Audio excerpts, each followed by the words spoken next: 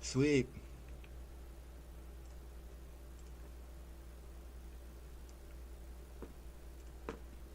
Okay. So we're going to continue. Connecticut Yankee. Oh, Sandy coming in King here. Arthur's Court. Oh, yeah, plasma. Get off. Chapter 14, Defend Thee, Lord. I paid 3 pennies for my breakfast, and a most extravagant price it was, too, seeing that one could have a breakfast at a dozen persons for that money. But I was feeling good by this time, and I had always been a kind of spendthrift anyway.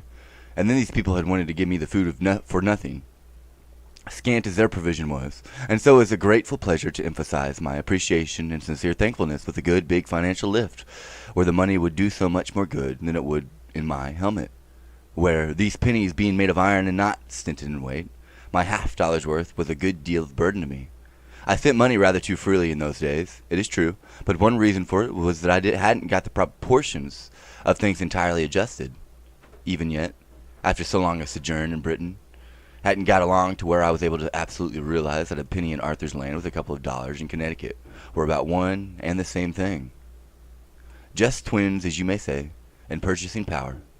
If my start from Camelot could have been delayed a very few days, I could have paid these people in beautiful new coins from our own mint, and that would have pleased me, and them too, not less. I'd adopt the American values exclusively.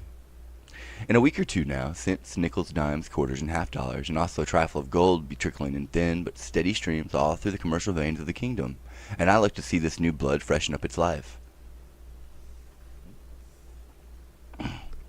The farmers were bound to throw in something to sort of offset my liberality, whether I would or no, so I let them give me a flint and steel, and as soon as they had comfortably bestowed Sandy and me and our horse, I lit my pipe. Hold on.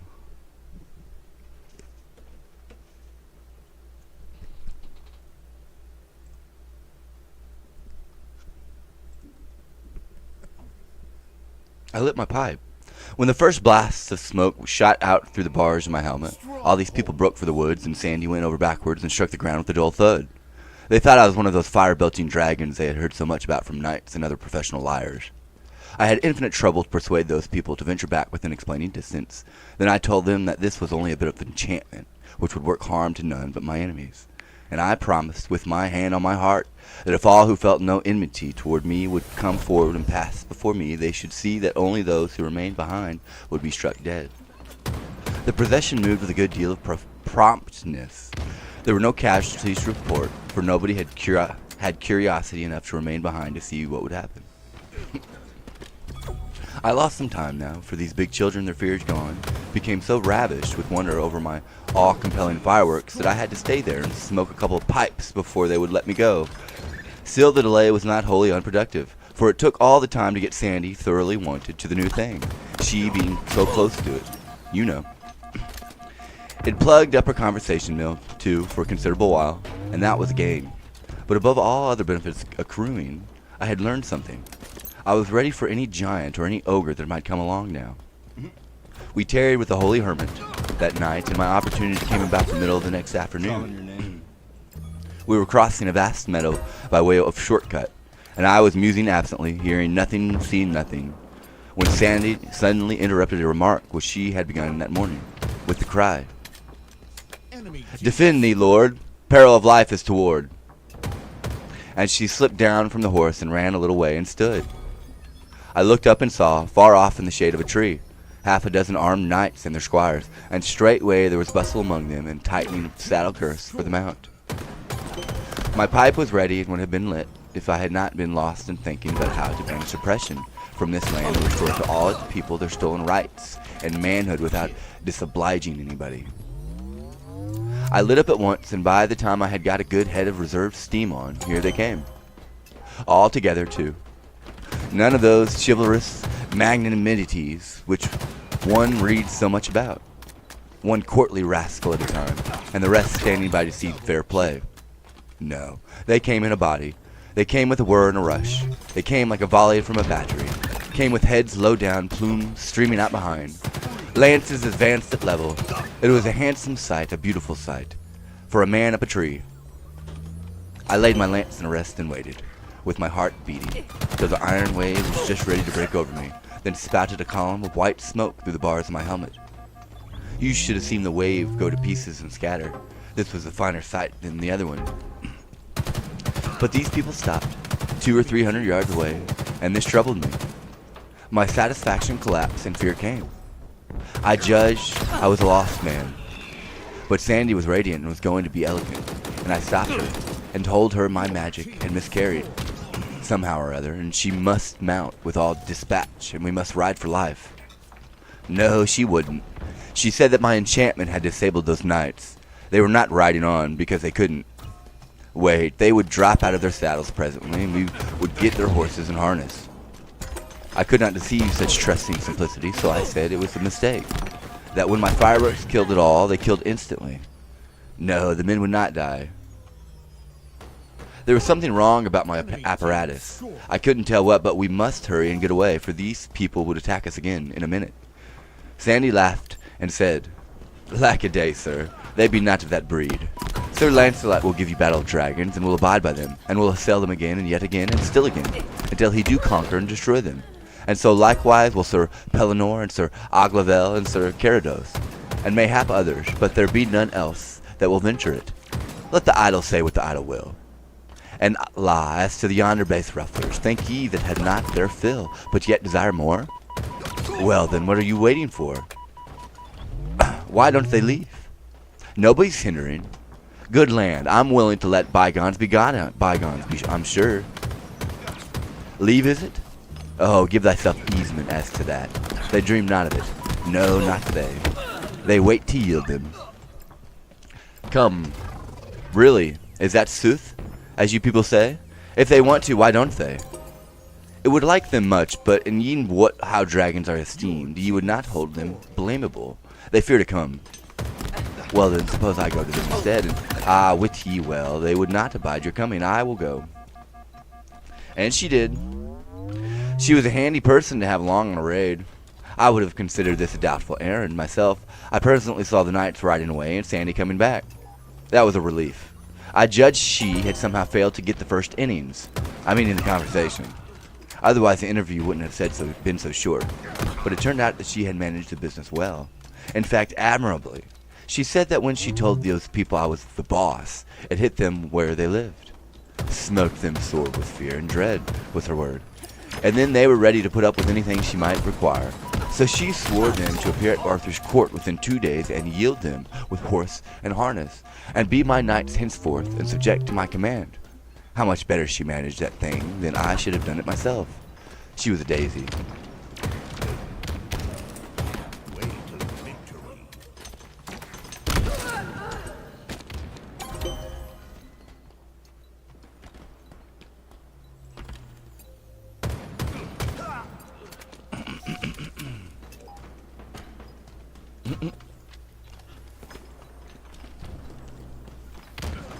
Something's darkest before the dawn, right?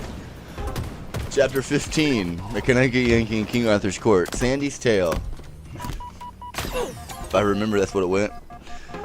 And so I'm proprietor of some knights, said I, as we rode off. Who would ever have supposed that I should live to list up assets of that sort? I shan't know what to do with them, unless I raffle them off. How many of them are there, Sandy? 7, please you, sir, and their squires. It is a good haul. Who are they? Where do they hang out? Where do they hang out? Yes, where do they live? I understood thee not. That will I tell eftsoons. Then she said musingly and softly, turning the words daintily over her tongue. Hang they out, where hang? Where do they hang out? Right so, where do they hang out? Of a truth the phrase hath a fair and winsome grace, and is prettier worded withal. I will repeat it anon in mine idles, whereby I may peradventure learn it. Where do they hang out? Even so, already it falls trippingly from my tongue, and for as much as... Don't forget the cowboys, Sandy. Cowboys? Yes, the knights, you know. You were going to tell me about them. A while back, you remember, figuratively speaking, games called. Game? Yes. Go to the bat. I mean, get to work on your statistics and don't burn so much kindling. Get your fire started. Tell me about the knights. I will well, and likely will begin. So they too departed and rode into a great forest, and great Scott! You see, I recognized my mistake at once. I had set her works a-going. It was my own fault. She would be 30 days getting down to these facts. and she generally began without preface and finished without a result. If you interrupted her, she would either go right along without noticing or answer with a couple of words, and go back and say the sentence over again. So interruptions only did harm, and yet I had to interrupt and interrupt pretty frequently too. In order to save my life, a person would die if he let her monotony drip on him right along all day. Great Scott, I said in my distress. She went right back and began over again. So they two departed and rode to a great forest, and which two? Sir Gawain and Sir Uwaine. And so they came to an abbey of monks, and there were well lodged. So on the morn they heard their masses in the abbey, and so they rode forth till they came to a great forest. Then was Sir Gawain, where in a valley by a turret of 12 fair damsels and 2 knights armed on great horses, and the damsels went to find and went to and fro by a tree. And then was Sir Gawain, where how there hung a white shield on that tree, and ever as the damsels came by it, they spit upon it, and some threw mire upon the shield. Now, if I hadn't seen the like myself in this country, Sandy, I wouldn't believe it. But I've seen it, and I can't just see those creatures now, parading before that shield and acting like that. The women here do certainly act like all possessed. Yes, and I mean your best, too, society's very choicest brands. The humblest hello girl along 10,000 miles of wire could teach gentlest patience, modesty, manners to the highest duchess in Arthur's land. Hello girl? Yes, but don't you ask me to explain. It's a new kind of girl. They don't have them here. One often speaks sharply to them when they are not at least in fault, and he can't get over feeling sorry for it and ashamed of himself in 1,300 years. It's such a shabby mean conduct and so unprovoked. The fact is, no gentleman ever does it. Though I myself, if I've got to confess, peradventure, that's all of them nowadays, peradventure she, never mind her. I tell you, I could never explain her, so you wouldn't understand. Even so be it, sith ye are so minded. Then Sir Gawain and Sir Uwaine went and saluted them, and asked them why they did that despite to the shield.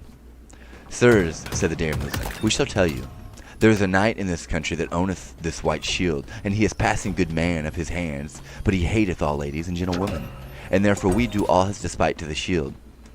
I will say you, and Sir Gawain, it beseemeth evil a good knight to despise all ladies and gentlewomen, and peradventure though he hate you, he hath some cause, and peradventure he loveth in some other place ladies and gentlewomen, and to be loved again, and he such a man of prowess as ye speak of.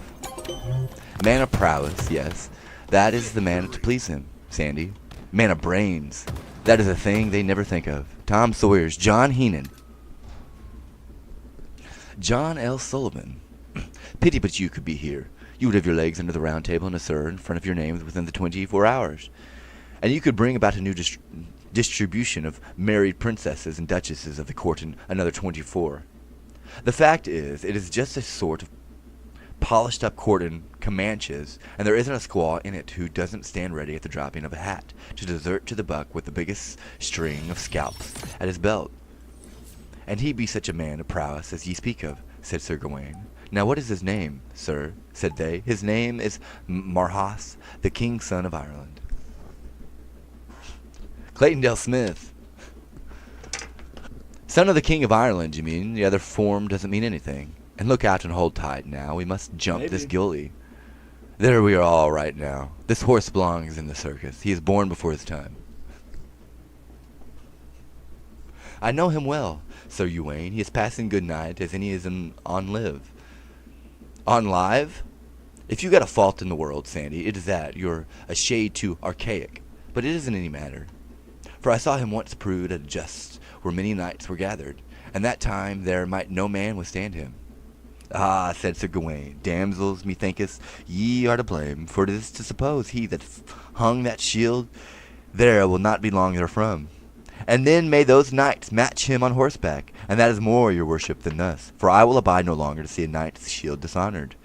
And therewith Sir Uwaine and Sir Gawain departed a little from them, and then were they where Sir Marhaus came riding on a great horse straight toward them. And when the 12 damsels saw Sir Marhaus, they fled into the turret as they were wild, so that some of them fell by the way. Then one of the knights of the tower dressed his shield and said on high, Sir Marhaus, defend thee. And so they ran together that the knight brake his spear on Marhaus, and Sir Marhaus smote him so hard that he brake his neck and the horse's back. Well, that is just the trouble about this state of things. It ruined so many horses. That saw the other knight of the turret, and dressed him toward Marhaus, and they went so eagerly together that the knight of the turret was soon smitten down, horse and man, stark dead. Another horse gone. I tell you, it is a custom that ought to be broken up. I don't see how many people any feeling can applaud and support it. So these two knights came together with great random... I saw that I had been asleep and misled a chapter, but I didn't say anything. I judged that the Irish knight was in trouble with the visitors by this time, and this turned out to be the case. That Sir Twain smote Sir Marhaus, that his spear brast in pieces on the shield, and Sir Marhaus smote him so sore that the horse and man he bare to the earth, and hurt Sir Twain on the left side.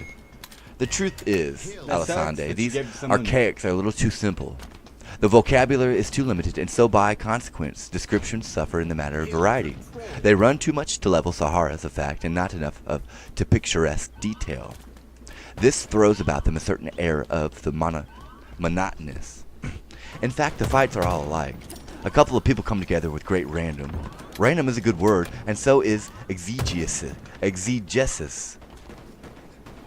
Exegesis. For that matter, and so is holocaust. And defalcation, and usufruct, and 100 others. But land, a body ought to discriminate. They come together with great random, and a spear is brast, and one party break his shield, and the other one goes down, horse and man, over his horse tail and break his neck, and then the next candidate comes randoming in, and brasts his spear, and the other man brasts his shield, and down he goes, horse and man, over his horse tail and break his neck, and then there's another elected, and another, and still another, till the material is all used up. And when you come to figure up results, you can't tell one fight from another, nor who whipped, and as a picture of living, raging, roaring battle show. Why, it's pale and noiseless, just ghosts scuffling in a fog. Dear me, what would be barren vocabulary to get out of the mighty spectacle? The burning of Rome in Nero's time, for instance. Why, would merely say, town burned down, no insurance, boy brast the window, fireman break his neck. Why, that ain't a picture. It was a good deal of a lecture, I thought, but it didn't disturb Sandy, didn't turn a feather. Her steam soared steadily up again. That minute I took off the lid. Then Sir Marhaus turned his horse and rode toward Gawain with a spear. And when Sir Gawain saw that, he dressed his shield, and they adventured their spears. And they came together with all the might of their horses, that either knight smote other so hard in the midst of their shield, but Sir Gawain's spear brake. I knew it would. Should we leave? But Sir Marhaus' spear held, and therewith Sir Gawain and his horse rushed down to the earth. Just so, and brake his back. And lightly Sir Gawain rose up his feet, and pulled out his sword, and dressed him toward Sir Marhaus on foot, and therewith either came unto others eagerly, and smote together with their swords, that their shields flew in cantels, and they bruised their helms and their hauberks, and wounded either other. But Sir Gawain rode past 9 of the clock, waxed by the space of 3 hours ever stronger, and thrice his might as was increased. All this espied Sir Marhaus, and had great wonder how his might increased, and so they wondered other passing sore, and then when it was come of noon, the pelting sing-song of it carried me forward to scenes and sounds of my boyhood days. New Haven. 10 minutes for refreshments. Strike. The gong bell 2 minutes before train leaves. Passengers for the shoreline, please take seats in the rear. Cure. This car. Don't go under. A piece. Popcorn. And waxed past noon and drew toward evensong.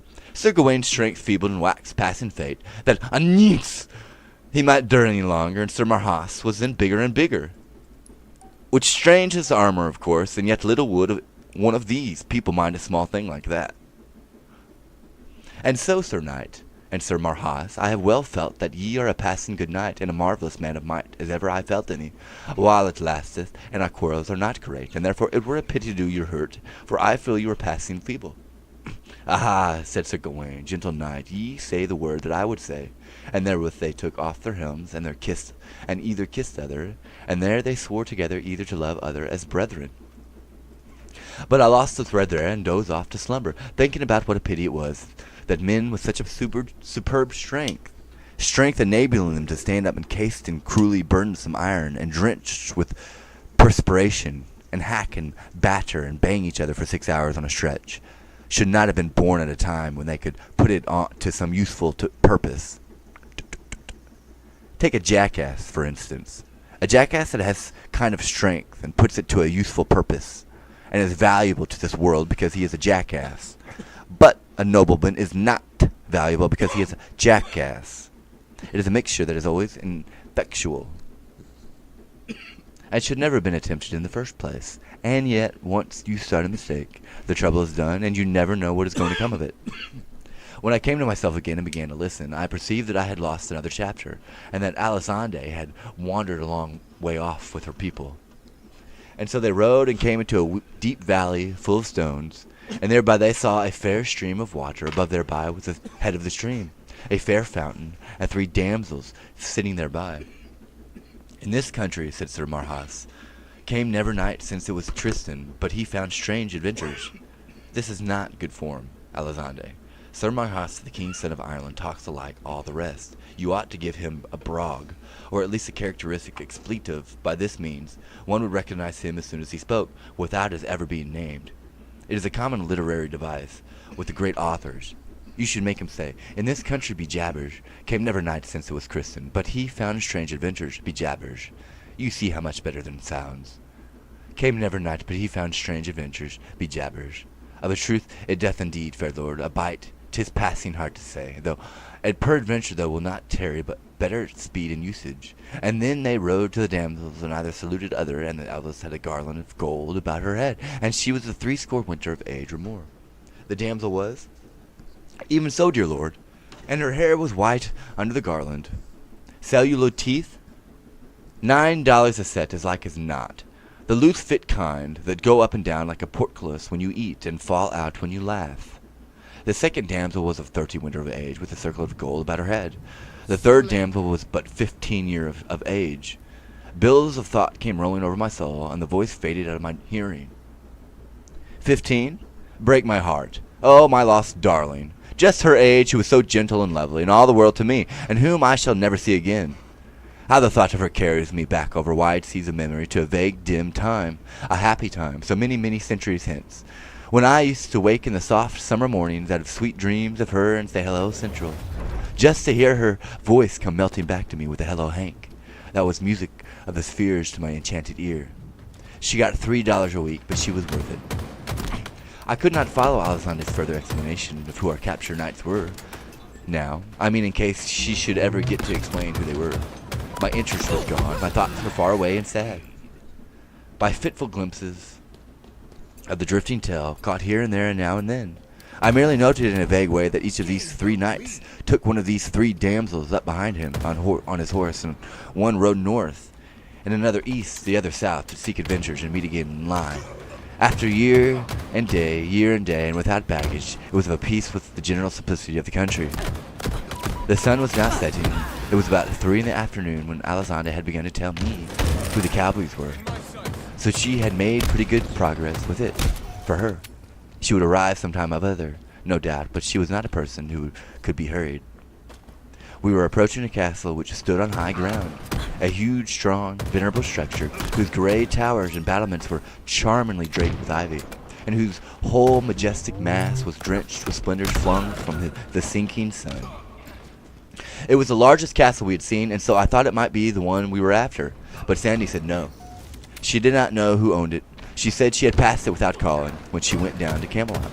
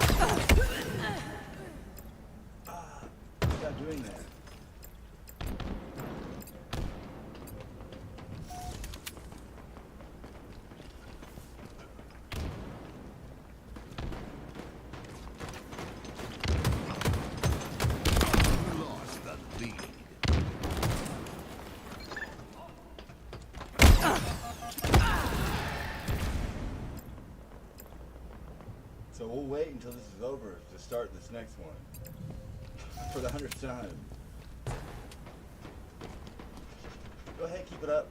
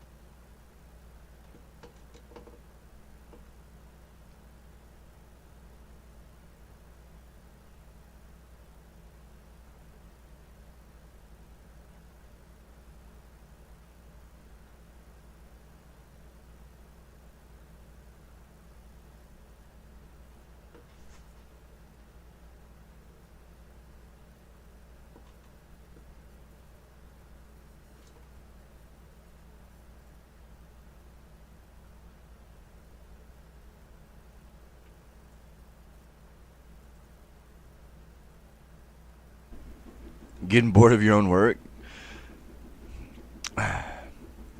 Chapter 16, Morgan Le Fay. If knights errant were to be believed, not all castles were desirable places to seek hospitality in.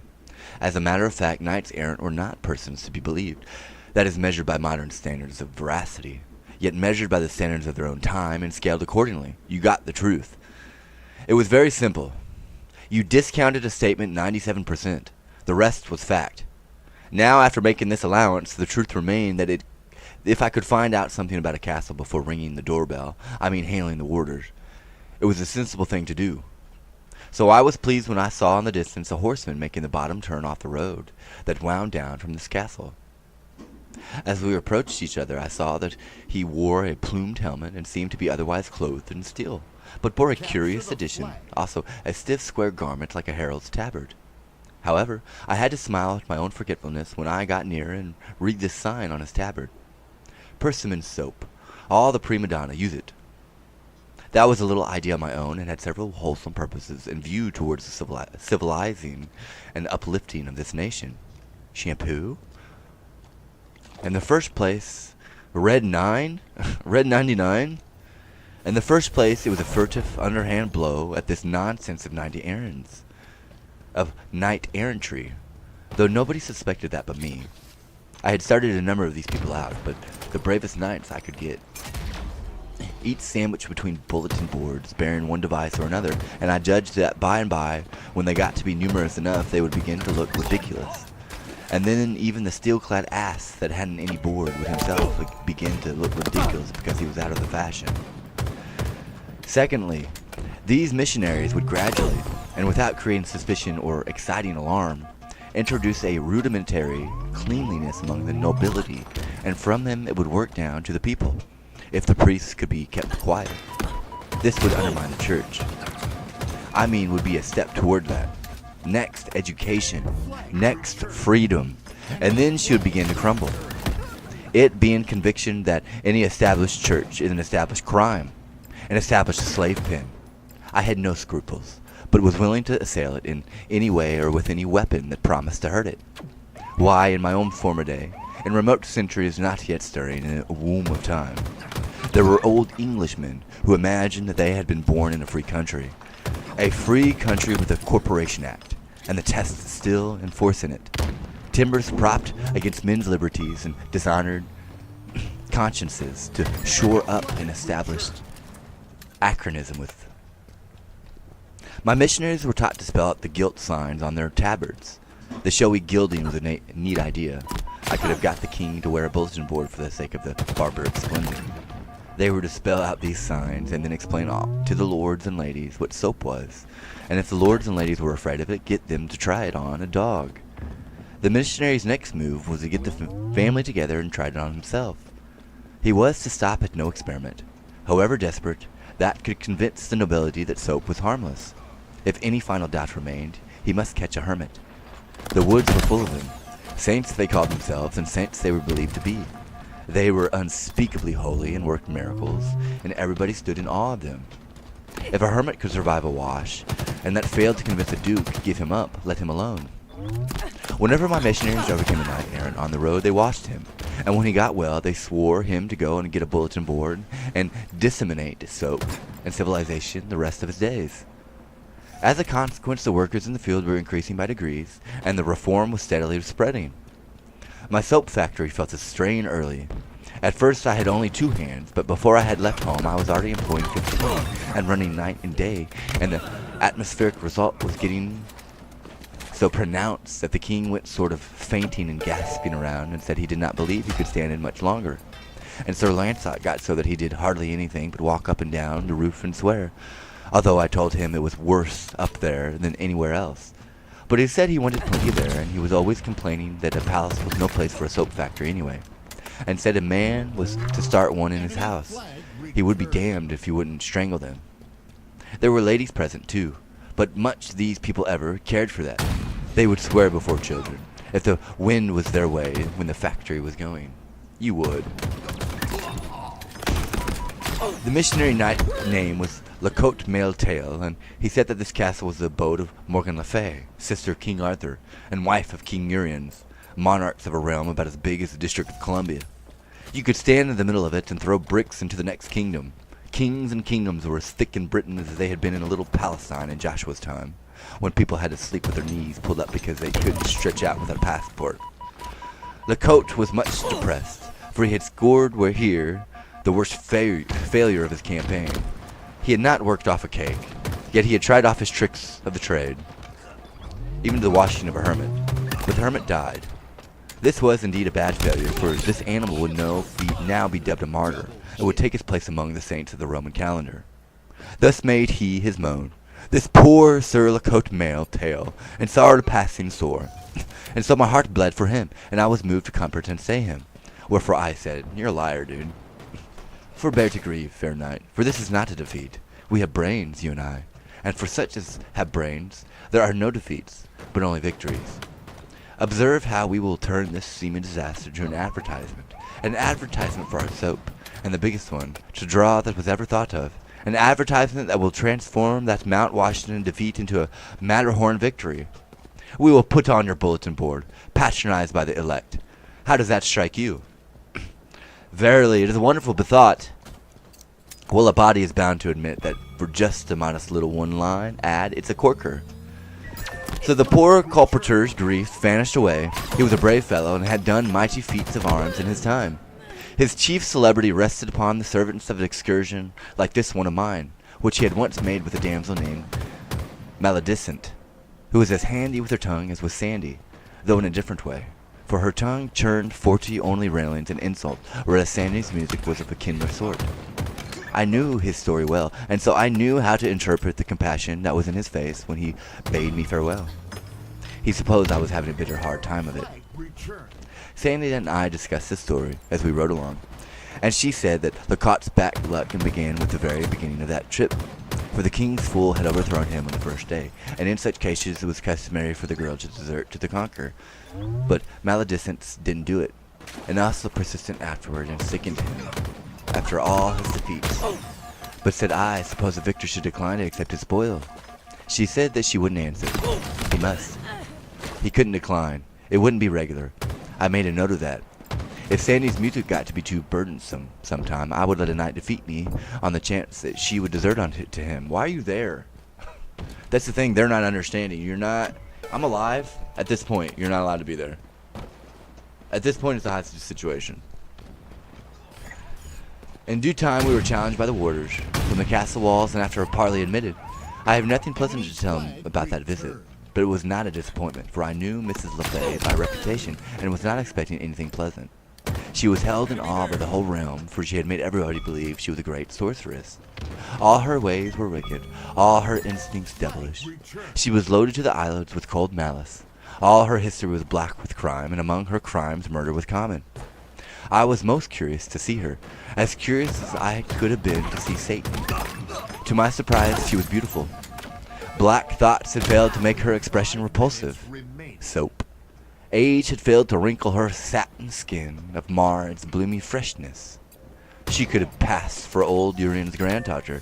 She could have been mistaken for sister to her own son. As soon as we were fairly within the castle gates, we were ordered into her presence. King Urian's was there, a kind-faced old man with a subdued look, and also the son, Sir Twain le Blanchemains, in whom I was, of course, interested on account of the tradition that he had once done battle with 30 knights, and also on account of his trip with Sir Gawain and Sir Marhaus, which Sandy had been engaging with me. But Morgan was the main attraction, the conspicuous personality here. She was the head chief of this household that was plain. She caused us to be seated, and then she began, with all manner of pretty graces and graciousness, to ask me questions. Dear me, it was like a bird or a flute or something talking. I felt persuaded that this woman must have been misrepresented, lied about.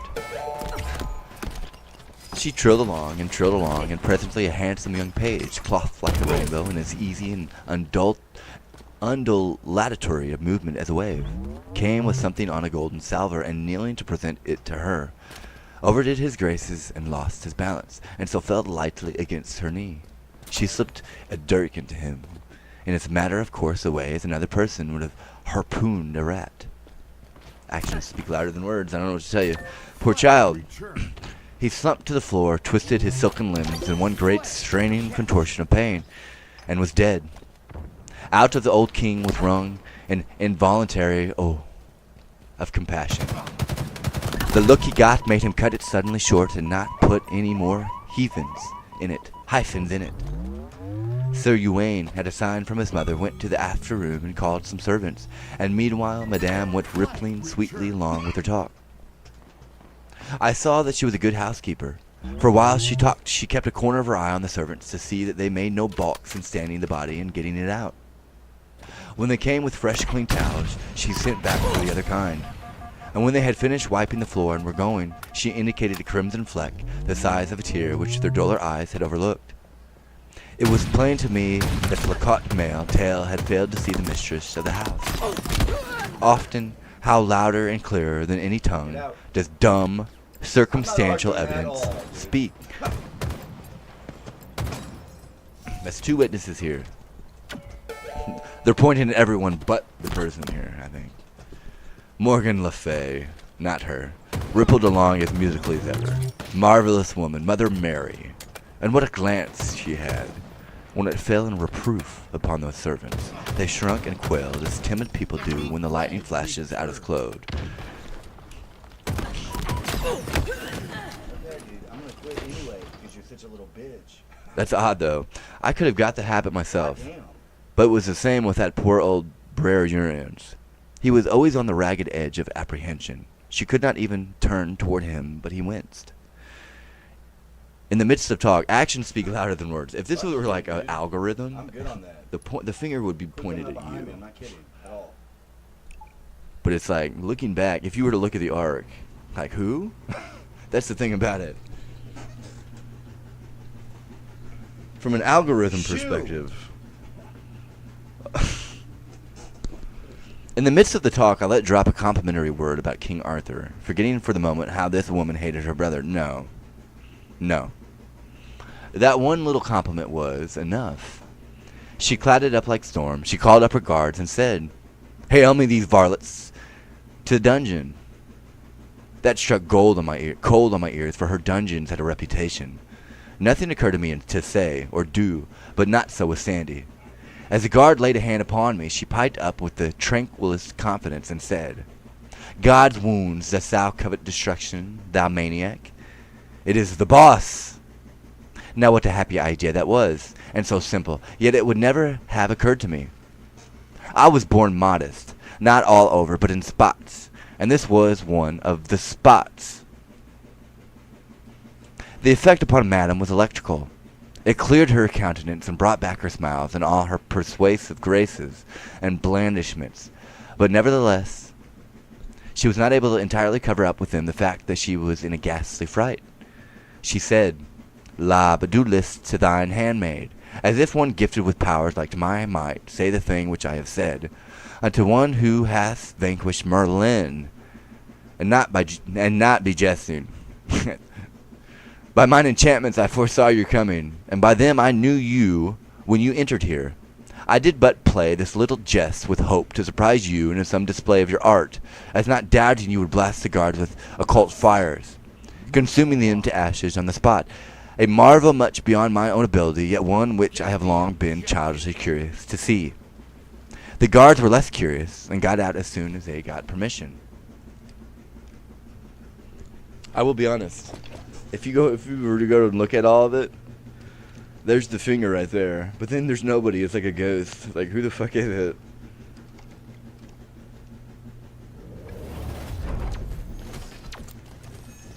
You slandering everybody here, but that was not a jest.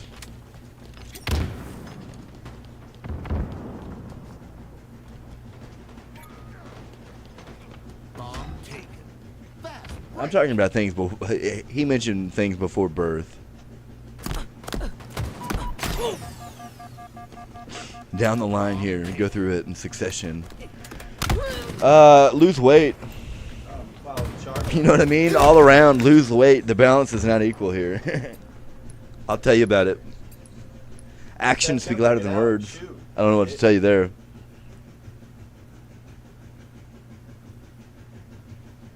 A lot of it has to do with I just don't have a job or money to compete. You know what I mean? I can't hang. We're not doing that. If you're asking why don't I hang out with people?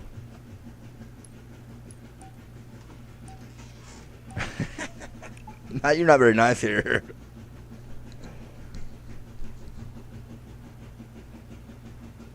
Yeah, dude, I'm not gonna do this with these people at all. It's no. It's period. I don't know what to tell you there. No, it's just I'm not gonna compete with that. Now that I have all the facts straight here, now that I have the information at hand, we will not be joining the fraud. You got it, buddy. Not that you are. I'm just saying in general. That's definitely not. Lose the weight. I don't want to be an ass about it. I don't know what to tell you there. I don't know what to say. The failure? Not to be an ass about it, you jackass. Don't hold anything back, bro. I'll do it live. I'm going to do this live, Morgan. You going to learn something today.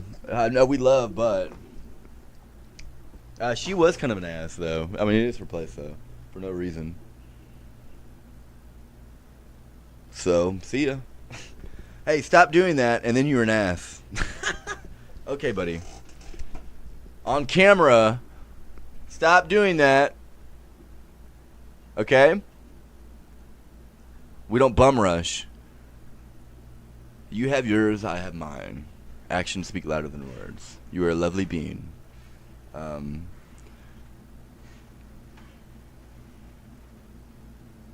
The hours, bro, they're not there. I don't know what else to tell you. I mean, you could probably work it out. Sit there and complain about it. But I don't know what to tell you. That's on you, not me. The fact that you commented on it. You over here slandering everybody, bro. You didn't have anything nice to say. You had nothing nice to say whatsoever. I concur, though. I agree.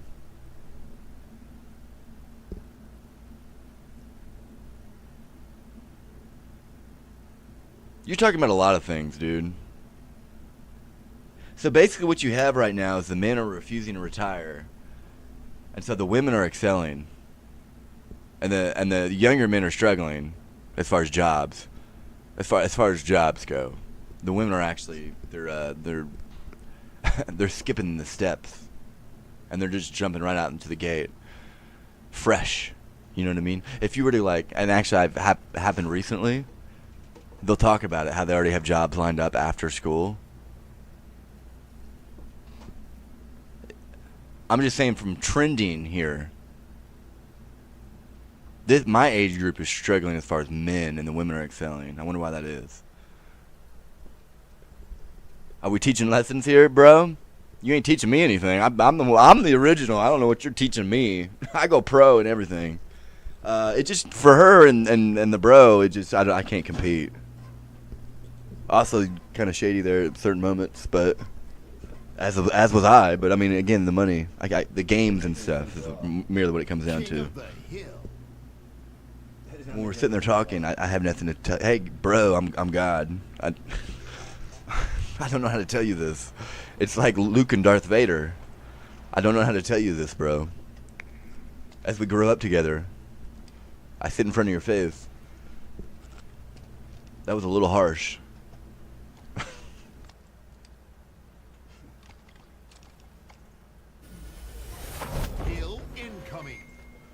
Okay.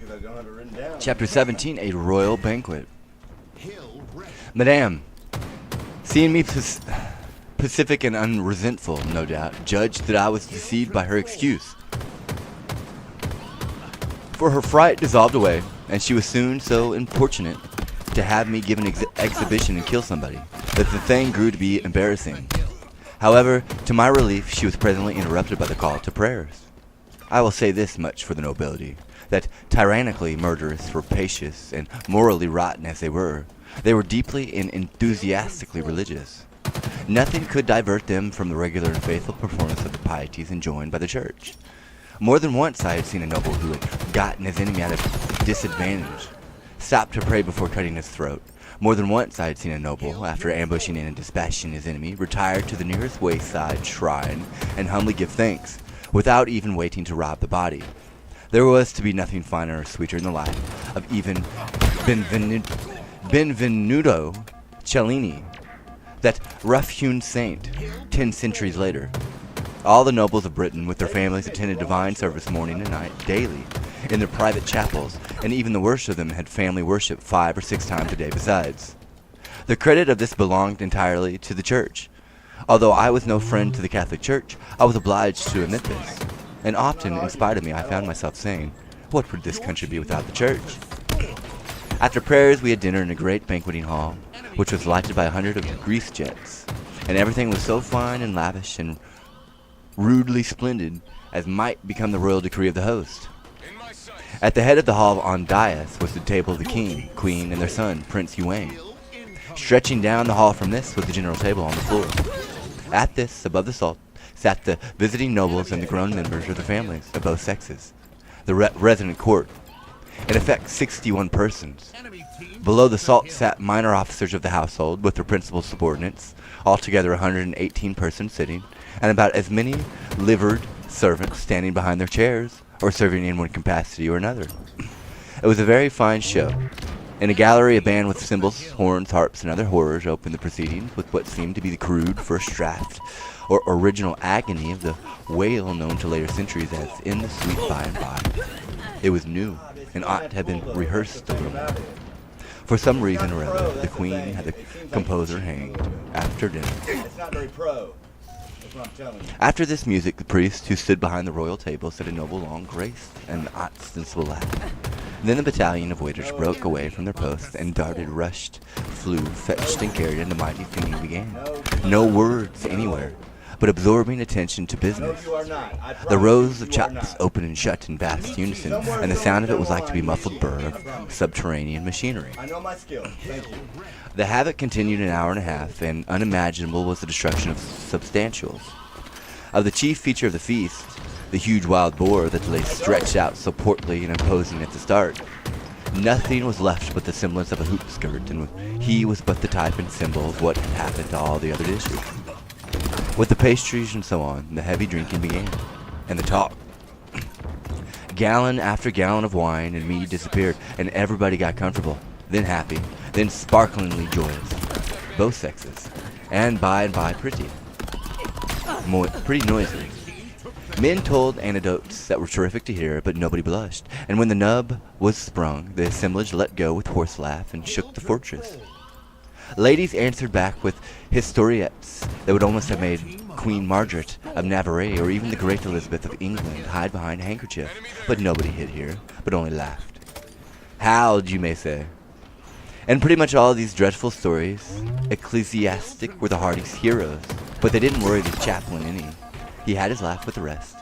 More than that, upon an invitation he soared out a song which was of as daring a sort as any that was sung that night. By midnight everybody was fagged out and sore with laughing, and as a rule drunk. Some weepingly, some affectionately, some hilariously, some quarrelsomely, some dead under the table. Of the ladies, the worst spectacle was a lovely young duchess, whose wedding eve this was, and indeed she was a spectacle. Sure enough, just as she was, she could have sat in advance for the portrait of the young daughter of the regent of Orleans at the famous dinner when she was carried, foul-mouthed, intoxicated, and helpless to her bed in the lost and lamented days of the ancient regime.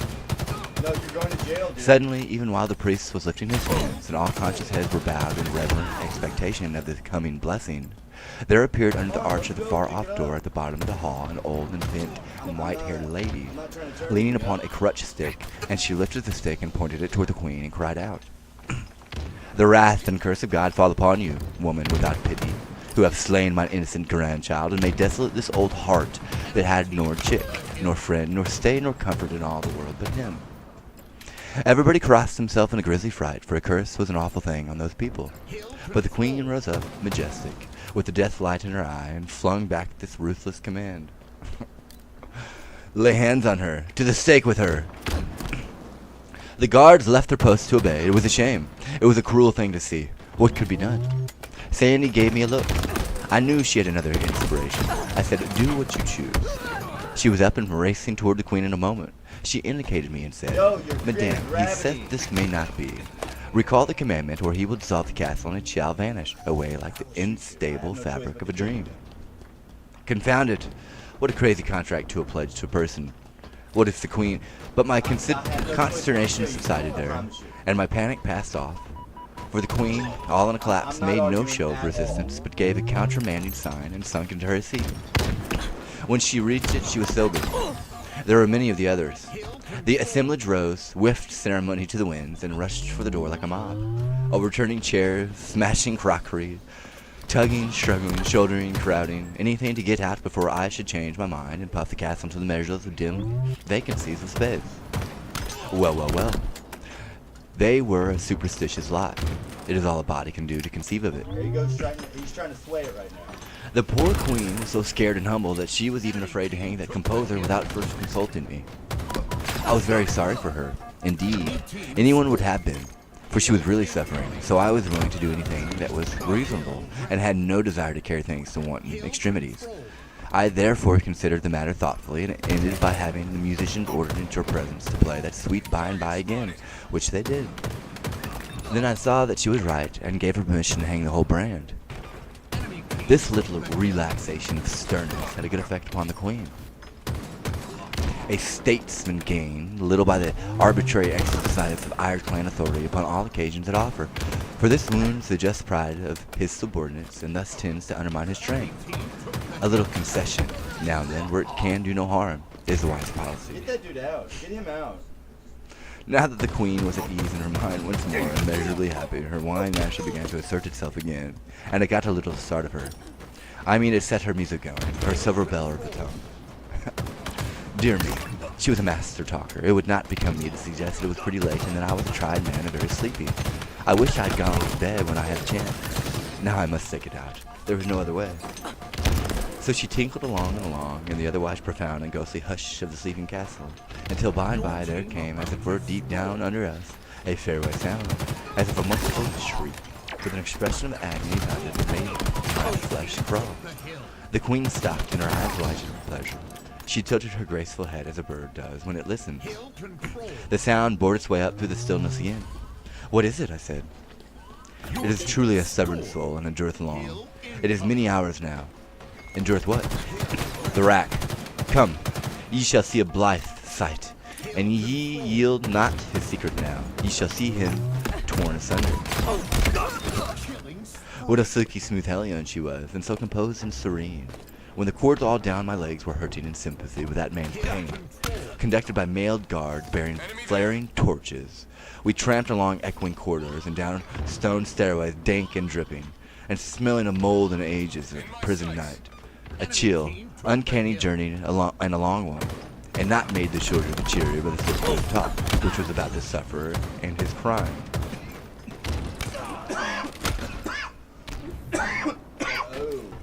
He had been accused by an anonymous informer of having killed a stag in the royal preserves.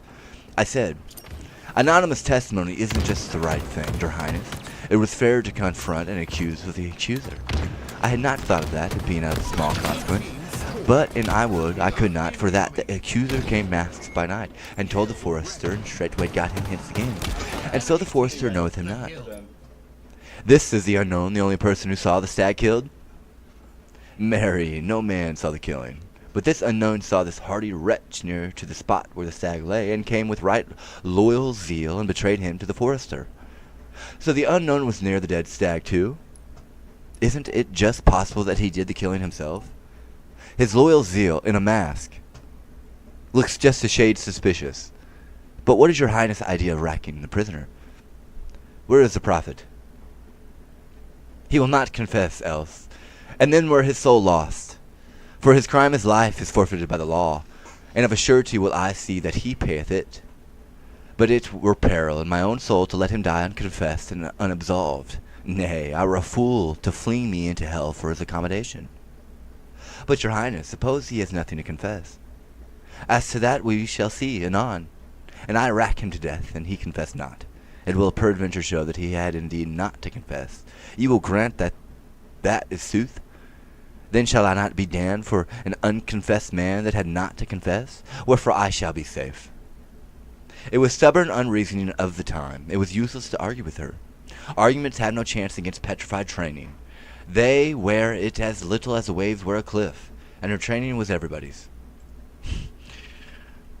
The brightest intellect in the land would not have been able to see that her position was defective. Goddamn. As we entered the rack cell, I caught a picture that will not go from me.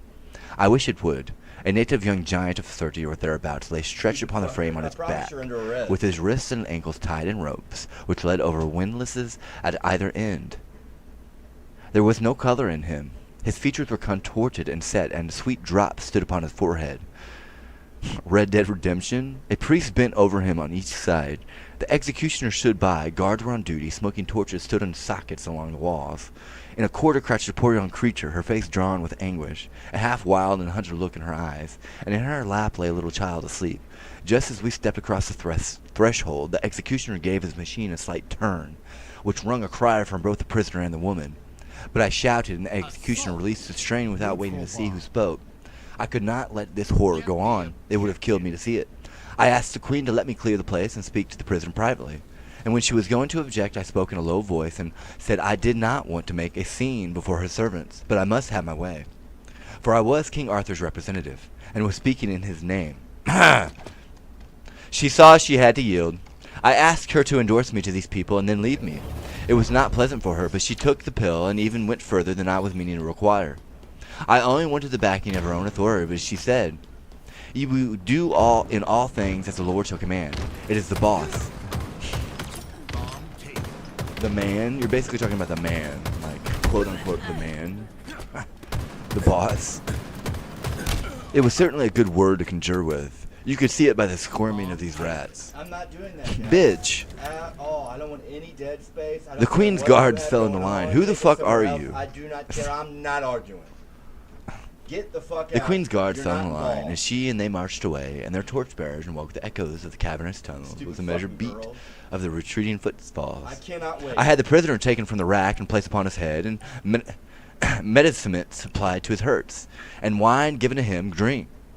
The woman crept near and looked on, eagerly, lovingly, but timorously, like one who fears a repulse. Indeed, she tried furtively to touch the man's forehead, and jumped back, the picture of fright, when I turned unconsciously toward her. It was pitiful to see. "Lord," I said, "stroke him, lass, if you want to. Do anything you're a mind to. Don't mind me." Why? Her eyes were as grateful as an animal's. When you do it a kindness that it understands. The baby was out of her way, and she had her cheek against the man's, she had her cheek against the man in a minute, and her hands fondling his hair, and her happy tears running down. The man revived and caressed his wife with his eyes, which was all he could do. I judged I might clear the den now, and I did. Cleared it all but the family and myself. Then I said, "Now, my friend, tell me your side of this matter. I know the other side." The man moved his head in a sign of refusal, but the woman looked pleased, as it seemed to me. Pleased with my suggestion, I went on. You're talking about Fallout and the random stranger. the stranger perk.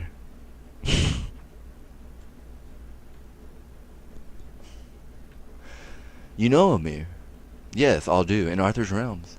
If my reputation's come to you right and straight, you should not be afraid to speak." The woman broke in eagerly. "I have no clue what you're talking about. That's the thing." "Ah, fair my lord. How now? Do thou persuade him? Thou canst, and thou wilt. Ah, he suffereth so, and it is for me. And how can I bear it? I would I might see him die, a sweet, swift death. Oh, my Hugo, I cannot bear this one." And she fell to sobbing and groveling about my feet, and still imploring what? The man's death? I could not quite get the bearings of the thing. But Hugo interrupted her and said, "Peace, ye wit not what ye ask. Shall I starve whom I love, to win a gentle death? I wend thou knewest me better." "Well," I said, "I can't quite make this out. It is a puzzle now. Ah, dear Lord, and ye will but persuade him. Consider how these his tortures wound me. Oh, and he will not speak. Whereas the healing, the solace that lie in a blessed swift death. What are you maundering about? He's going out from a free man in a hole, and he's not going to die." The man's white face lit up, and the woman flung herself at me in a most surprising explosion of joy, and cried out, "He is saved! For it is the king's word by the mouth of the king's servant, Arthur, the king whose word is gold." "Well, then, you do believe. I can be trusted, after all. Why didn't you before?" "Who doubted? Not I, indeed, and she not." "Well, why wouldn't you tell me your story, then?" "Ye had made no promise, else had it been otherwise." I see, and yet I believe I don't quite see. After all, you stood the torture and refused to confess, which shows plain enough to even the dullest understanding what you had nothing to confess." "Aye, my lord." "How so?" "It was I that killed the deer." "You did? Oh dear, this is the most mixed-up business that ever—" "Dear lord, I begged him on my knees to confess, but you did? It gets thicker and thicker. What did you want him to do that for?" "Sith it would bring him a quick death and save him all this cruel pain." "Well, yes, there is a reason in that, but he didn't want the quick death." "He? Why, of a surety he did." "Well, then, why in the world didn't he confess?" "Ah, sweet sir, and leave my wife and chick without bread and shelter?" "Oh, heart of gold, now I see it. The bitter law takes a convicted man's estate and beggars his widow and his orphans. They could torture you to death, but without conviction or confession they could not rob your wife and baby. You stood by them like a man, and you, true wife and the woman that you are, you would have bought him release from torture at cost to yourself of slow starvation and death. Well, it humbles the body to think that your sex can do when it comes to self-sacrifice. I'll book you both for my colony. You'll like it there. It's a factory where I'm going to turn groping and grubbing automata into men." Stronghold. Fallout 4? Yeah, it's like the random stranger.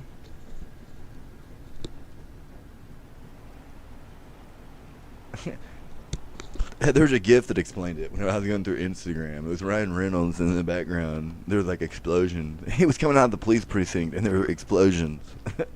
There was a car flying through the air, and there were explosions behind the car, and he was just sitting like this, chilling. No clue. Art. That's why we reported it. So I'm not really trying to have followers. You know what I mean? It's kind of part of it. Especially when you start attacking me through the outlet. The factory? I don't know what's going on with the factory. I know we do have several of them. I don't know which one you would be talking to or referring to. I will not mention names. It is odd. There's nothing to confess, but it is odd. It's like people just randomly start dropping. It's like the Sumerian hieroglyph with the circles, and then you have the one in the middle. That pretty much sums it up. And so the circles on the outside would be the random stranger. But it's like random people you don't even know. That's the thing. It's like a friend of a friend of a friend. You know what I mean?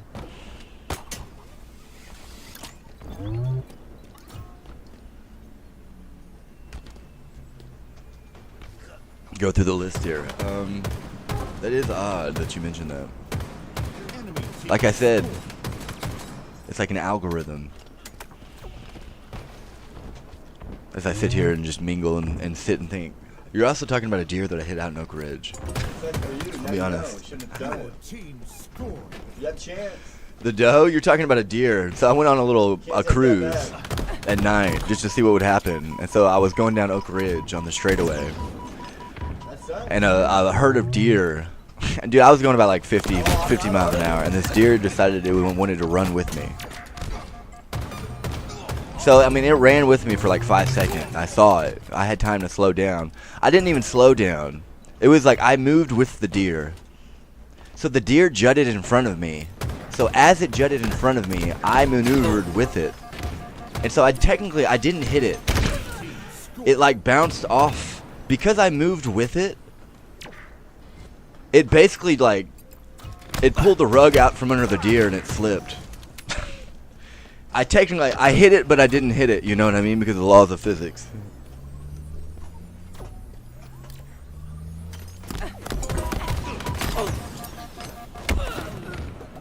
Other than that, I think he's talking about like the wrecks and stuff. Just like random shit. But I mean, the wreck, so who knows? Ark. Who actually knows what the fuck's going on there? I don't. The Ark will show it, everything going on, every little detail probably. Probably doesn't know, probably details I don't even know. Play some MTG, get some clues going here.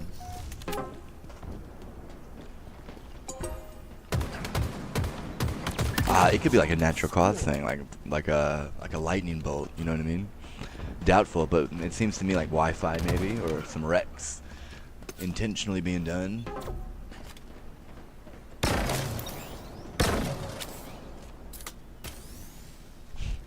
I'm not one for confrontation. Excuse me. And I can't even name names. That's the thing about it. You don't even know the people, but it's like, you know they're there if you go back and look.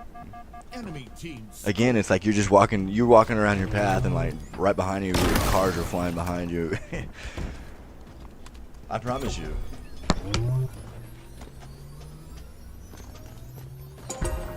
Your team scoring.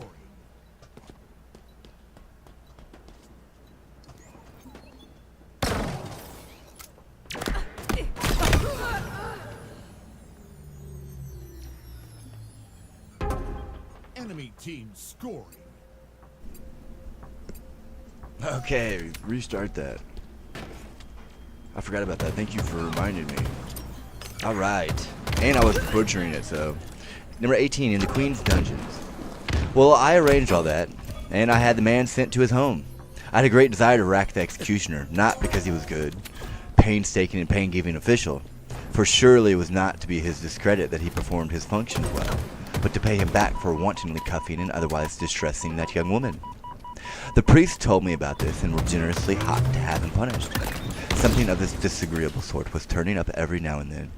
I mean, episodes that showed that not all priests were frauds and self-seekers, but that many, even the great majority of these that were down on the ground among the common people, were sincere and right-hearted, and devoted to the alleviation of human troubles and sufferings. Well, it was a thing which could not be helped, so I seldom fretted about it, and never many minutes at a time. It has never been my way to bother much about things which you can't cure, but I did not like it. for it was just the sort of thing to keep people reconciled to an established church. We must have a religion. It goes without saying, but my idea is to have it cut up into 43 sects so that they will police each other, as had been the case in the United States in my time. Concentration of power in a political machine is bad, and an established church is only a political machine. It was invented for that. It is nursed, cradled, preserved for that, as an enemy to human liberty, and does no good which it could no better do in a split-up and scattered condition. That wasn't law. It wasn't gospel. It wasn't only an opinion, my opinion, and I was only a man. One man. So it wasn't worth any more than the Pope's, or any less for that matter. Well, I couldn't rack the executioner, neither would I overlook the just complaint of the priest. The man must be punished somehow or other, so I degraded him from his office and made him leader of the band. The new one that was to be started. He begged hard and said he couldn't play. A plausible excuse.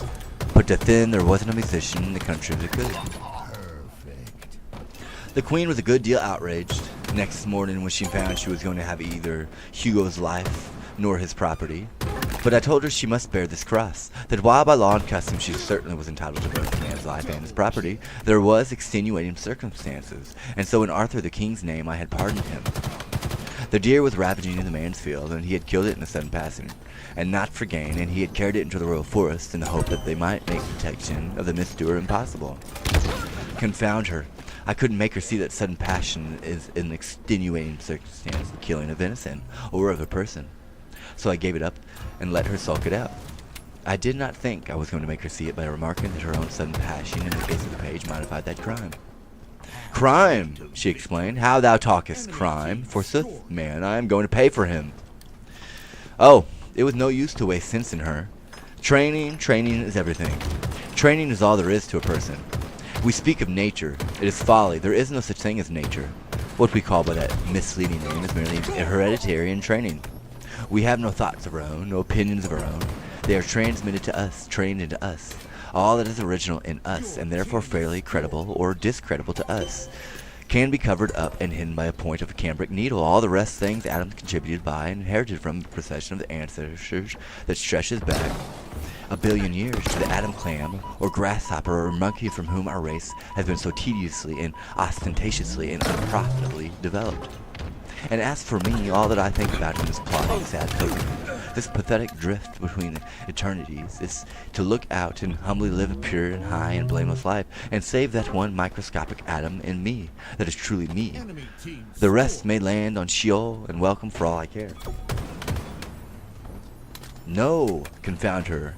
Her intellect was good. She had brains enough, but her training made her an ass. That is from a many centuries later point of view. To kill the page was no crime, but was her right, and upon her right she stood serenely and unconscious of offense. She was the result of generations of training, an unexamined and unassailed belief that the law which permitted her to kill a subject when she chose was a perfectly right and righteous one. Enemy team score. Well, we must give even Satan his due. I appreciate you. She deserved a compliment for one thing, and I tried to pay it. But the words stuck in my throat.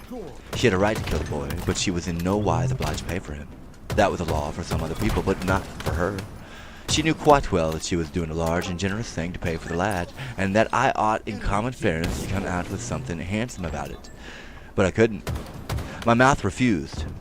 I couldn't help seeing, in my fancy, that poor old grandma with a broken heart and the fair young creature with his golden blood. How could she pay for him? Whom could she pay? And so, well knowing that this woman, trained as she had been, deserved praise, even adulation, I was yet not able to utter it. Trained as I had been, the best I could do was to fish up a compliment from outside to speak, and the pity of it was that it was true. Madame, your people will adore you for this. Quite true, but I meant to hang her for it some day if I lived. There it is. Some of those laws were too bad, although too bad. A master might kill a slave for nothing, so mere spite and malice, or to pass the time, just as we have seen that the crowned head could do it with his slave. That is to say, anybody. You need to wash out your mouth with some soap there, buddy. A gentleman could kill a free commoner and pay for him cash, guard, and truck. And noble could kill a noble without expense, as far as the law was concerned, but reprisals in kind were to be expected. Anybody could kill somebody except the commoner and the slave. These had no privileges. If they killed, it was murder. and the law wouldn't stand murder. It made short work of the experimenter, and of his family too, if he murdered somebody who belonged up something among the ornamental ranks. If a commoner gave a noble even so much as a demean scratch which didn't kill or even hurt, he got Damien's dose for it just the same. They pulled him to rags and tatters with horses, and all the world came to see the show and crack jokes and have good time, and some of the performances of the best people present were as tough and as properly unprintable as any that had been printed by the pleasant Casanova in his chapter about the dismemberment of Louis XV's poor awkward enemy. I had had enough of this grisly place by this time, and wanted to leave, but I couldn't, because I had something on my mind that my conscience kept prodding me about, and wouldn't let me forget. If I had the remaking of man, he wouldn't have any conscience. It is one of the most disagreeable things connected with a person, and although it certainly does a great deal of good, it cannot be said to pay in long run. It would be much better to have less good and more comfort. Still, this is only my opinion, and I am only one man. Others with less experience may think differently. They have a right to their view. I only stand to this. I have noticed my conscience for many years, and I know it is more trouble and bothers to me than anything else I started with. I suppose that in the beginning I prized it, because we prize anything that is ours, and yet how foolish it was to think so. If we look at it in another way, we see how absurd it is. If I had an anvil in me, would I prize it? Of course not. And yet, when you come to think, there is no real difference between conscience and an anvil. I mean for comfort. I have noticed it 1,000 times. And you could dissolve an anvil with acids when you couldn't stand it any longer. But there isn't any way that you can work off conscience, at least so it would say worked off. Not that I know of, anyway.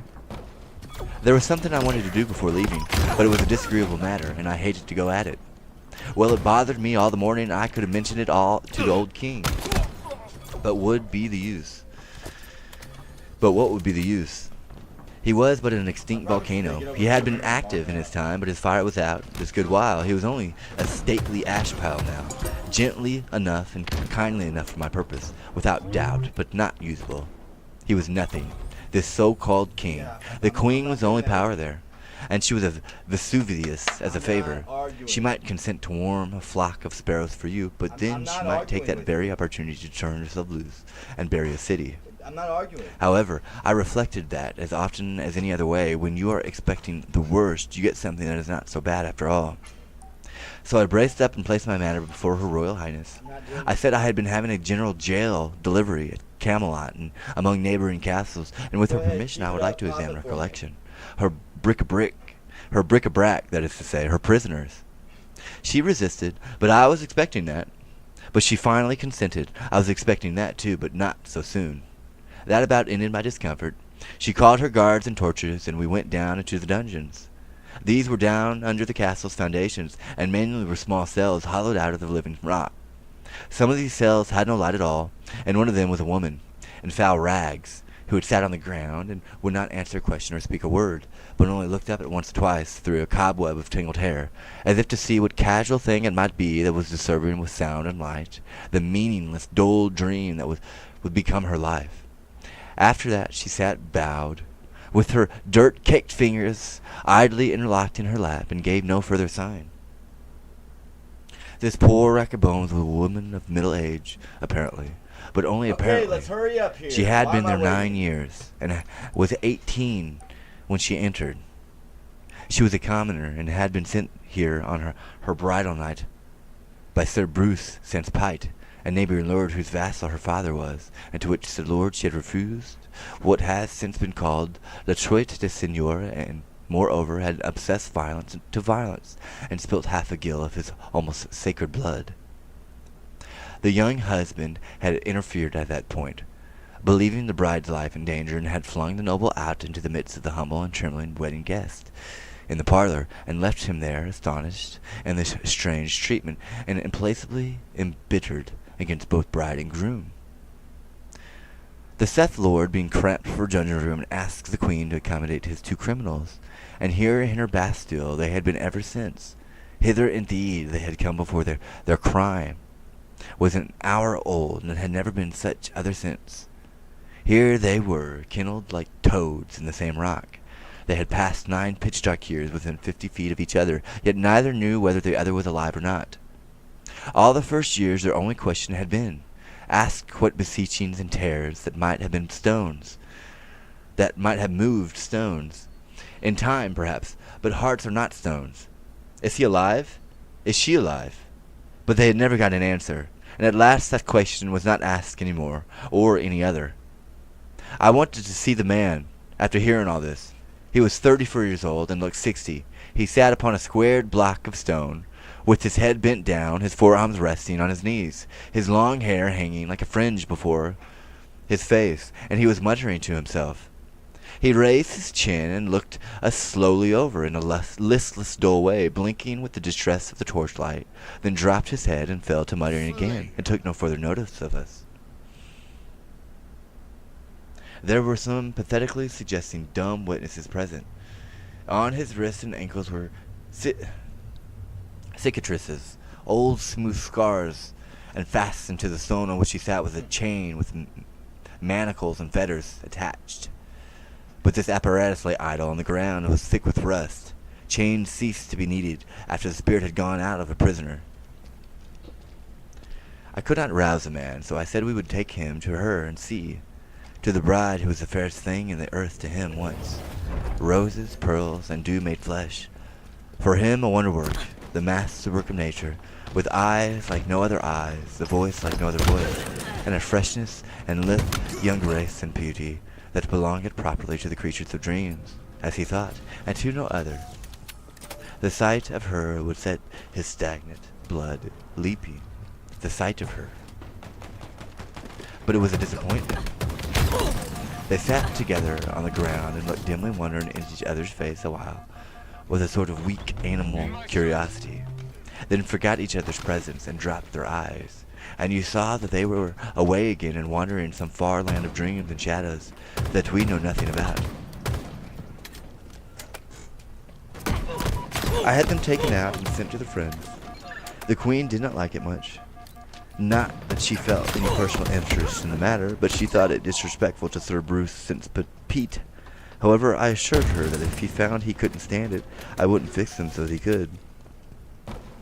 I set 47 prisoners loose out of those awful rat holers and left only one in captivity. He was a lord and had killed another lord, a sort of kinsman of the Queen. That other lord had ambushed him to assassinate him, but this fellow had got to the best of him and cut his throat. However, it was not for that I left him jailed, but the maliciously destroying the only public well in one of his wretched villages.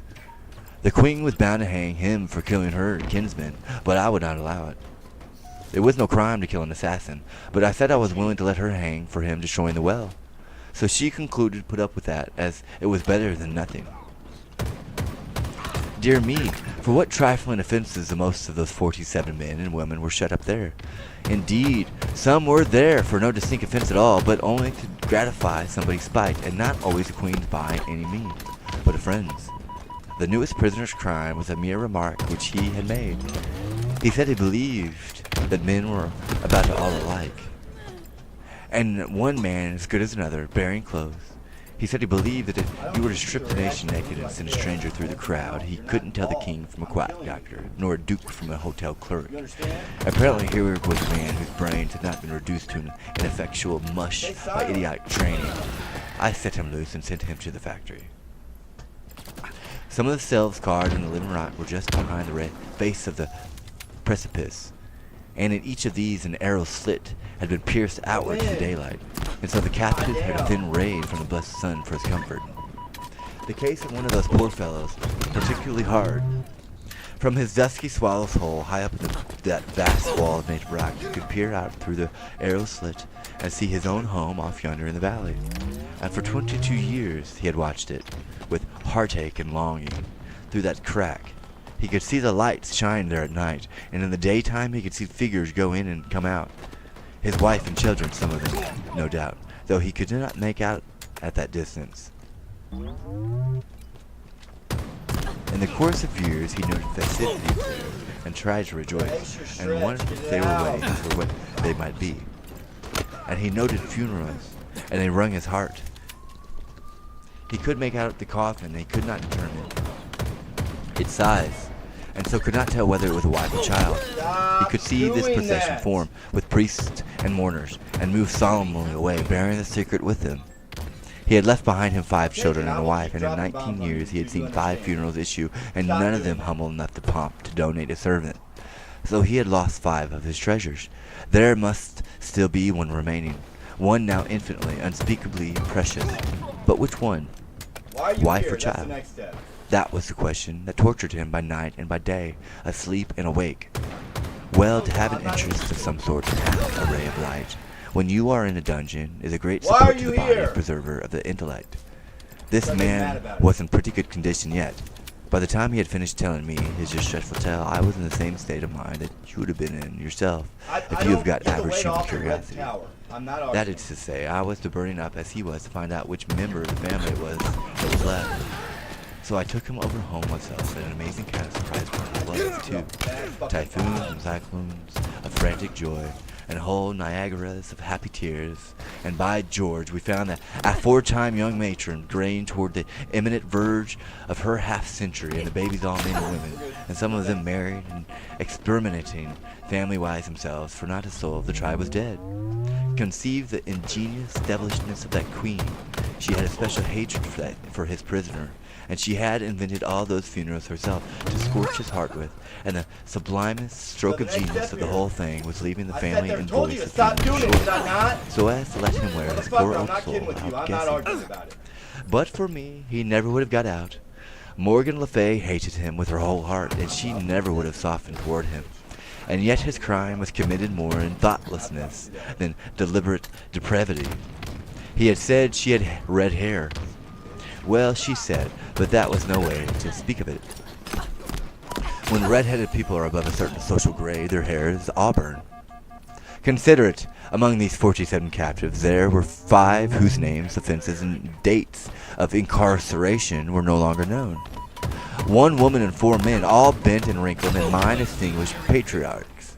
They themselves had long forgotten these details. At any rate, they had mere vague theories about them, nothing definite and nothing that they repeated twice in the same way. The succession of priests whose office it had been to pray daily with the captives and remind them that God had put them there for some wise purpose or other, and teach them that patience, humbleness, and submission to oppression was what he loved to see imparted to a subordinate rank, and traditions about these poor and old human ruins, but nothing more. These traditions went out but little way, for they concerned the length of the incarceration only, and not the names of the offenses. And even by the help of tradition, the only thing that could be proven was that none of the 5 had seen daylight for 35 years. How much longer this privation has lasted was not questionable, without a doubt. I can't wait. I'm just sitting here. The king and the queen knew nothing about these poor creatures except that they were heirlooms, assets inherited along with the throne from the former firm. Nothing of their history had been transmitted with their persons, and so the inherited owners had considered them of no value and had felt no interest in them. Get out. I said to the queen, "Cease and desist, seize that property." Yes. Then why in the world didn't you set them free? The question was a puzzler. She didn't know why she hadn't. The thing had never come up her mind. So here she was, forecasting the veritable history of future prisoners of the castle, Delft, without knowing it. It seemed plain to me now that with her training, those inherited prisoners were merely property, nothing more, nothing less. Well, when we inherit property, it does not occur to us to throw it away, even when we do not value it. When I brought my procession of human bats up into the open world in the glare of my afternoon sun, previously blindfolded them in charity for eyes so long tortured by light, they were a spectacle to look at. Skeletons, scarecrows, goblins, pathetic frights, everyone. Legitimatist, possible children of monarch by the grace of God and the established church. I uttered absently, "I wish I could photograph them." You have seen that kind of people who will never let on that they don't know the meaning of a new big word. The more ignorant they are, the more pitifully certain they are to pretend you haven't shot over their heads. The queen was just one what of she's that doing is, sort, stealing the and was water always from out of making my the body. stupidest blunders by reason of it. She hesitated a moment. Then her face brightened up with a sudden comprehension, and she said she would do it for me. I thought to myself, she? Why, what can she know about photography? But it was a poor Because she's time a to be fraud, thinking. that's why. When I looked around, she was moving on the procession with an axe. Well, she certainly was a curious one. Was Morgan Le Fay? I've seen a good many kinds of women in my time, but she laid over them all for variety, and how sharply characteristic of her this episode was. She had no more idea than a horse of how a photograph procession, but being a doubt, it was just like her to try to do it with an axe.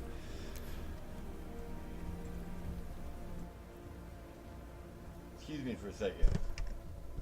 I'm not putting up with that at all. He said horse. There it is.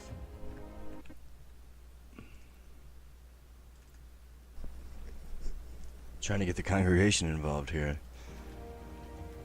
19. It's not a joke. I'm not kidding you at A all. Connecticut Yankee in King Arthur's Court by Mark Twain. Chapter 19, Here they go, The here they Knight come, and here they come. Errantry as a That line Trade. over here. Sandy and I were on the road again next morning, bright and early. It was so good to open up Not a joke. one's lungs and take in whole luscious barrels full of the blessed God's untainted, dew-fashioned, woodland-scented air once more. After suffocating body and mind for 2 days and nights in the moral and physical stenches of that intolerable old buzzard roost. I mean, for me, of course, the place was all right and agreeable enough for Sandy, for she had been used to high life all her days. Poor girl, her jaws had had wearisome rests now for a while, and I was expecting to get the consequences. I was right, but she had stood by the most helpfully in the castle, and had mightily supported and reinforced me with a gigantic foolishness, which were worth more for the occasion than wisdom's double their size. So I thought she had earned a right to work her mill for a while, if she wanted to, and I felt not to pang when she started it up. Now turn we unto Sir Mahas, that rode with damsel of 30 winter of age southward. Are you going to see if you can work up another half stretch on the trail of the cowboy, Sandy? Even so, fair my lord. Go ahead then. I won't interrupt this time, if I can't help it. Begin over again. Start fair and shake out all your griefs, and I will load my pipe and give good attention. Now turn we unto Sir Marhaus, that rode unto the damsel of 13 winter of age southward. And so they came into a deep forest, and by fortune they were knighted, and rode along in a deep way, and at last they came into a courtelage, where abode and Duke of South Marches, and there they asked harbour.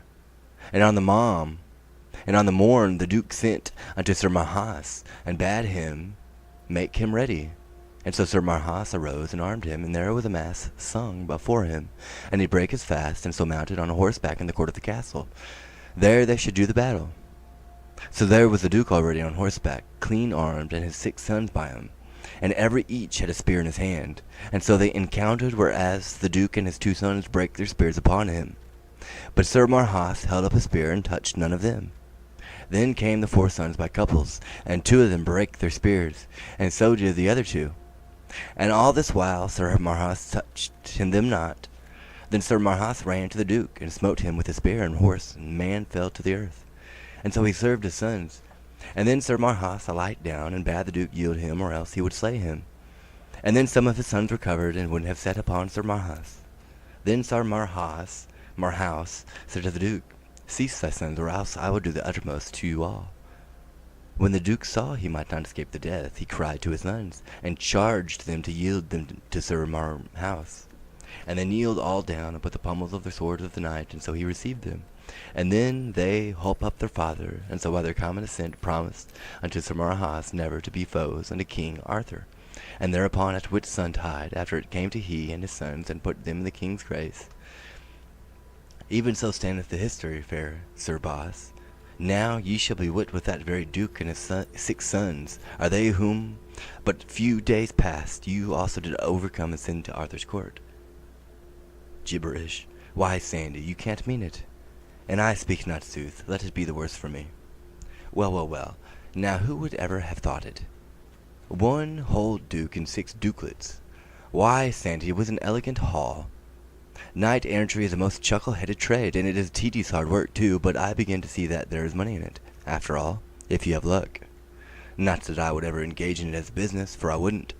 No sound and legitimate business can be established on a basis of speculation. A successful whirl in the knight errantry line. Now, what is it when you blow away the nonsense and come down to the cold facts? It's just a corner in port, that's all, and you can't make anything else out of it. You're rich, yes, suddenly rich for about a day, maybe a week. Then somebody corners the market on you, and down goes your bucket shop. Ain't that so, Sandy? Whethersoever it may be that my mind miscarrieth, bewraying simple language in such sort that the words do seem to come in long and overthwart. There's no use in beating about the bush and trying to get around in that way, Sandy. It's so, just as I say. And I know it's so. And moreover, when you come right down to the bedrock, knight errantry is worse than pork. For whatever happens, the pork's left, and so somebody's benefited anyway. And when the market breaks in a knight errantry whirl, and every knight in the pool passes in his cheeks, what have you got for assets? Just a rubbish pile of battered corpses and a barrel or two of busted hardware. Can you call those assets? Give me pork every time, am I right? Ah, peradventure, my head being distraught by the manifold matters whereunto the confusions of these but late adventured haps, and fortunings whereby not alone, nor you alone, but ever each of us, meseemeth. No, it's not your head, Sandy. Your head's all right as far as it goes, but you don't know business. That's where the trouble is. It unfits you to argue about business, and you're wrong to be always trying. However, that aside, it was a good haul, anyway, and will breed a handsome crop of reputation in Arthur's court. And speaking of the cowboys, what a curious country this is for women and men that never get old. Now there's Morgan Le Fay, as fresh and young as a Vassar pullet, to all appearances, and here's this old Duke of the South Marches still slashing away the sword with lance at his time of life, after raising such a family as he was raised. As I understand it, Sir Gawain killed 7 of his sons, and still he had 6 left for Sir Marhaus and meat taken to camp. And then there was that damsel of 60 winter of age, still excursioning around in her frosty bloom. How old are you, Sandy? It was the first time I ever struck a still place in her. The mill had shut down for repairs or something.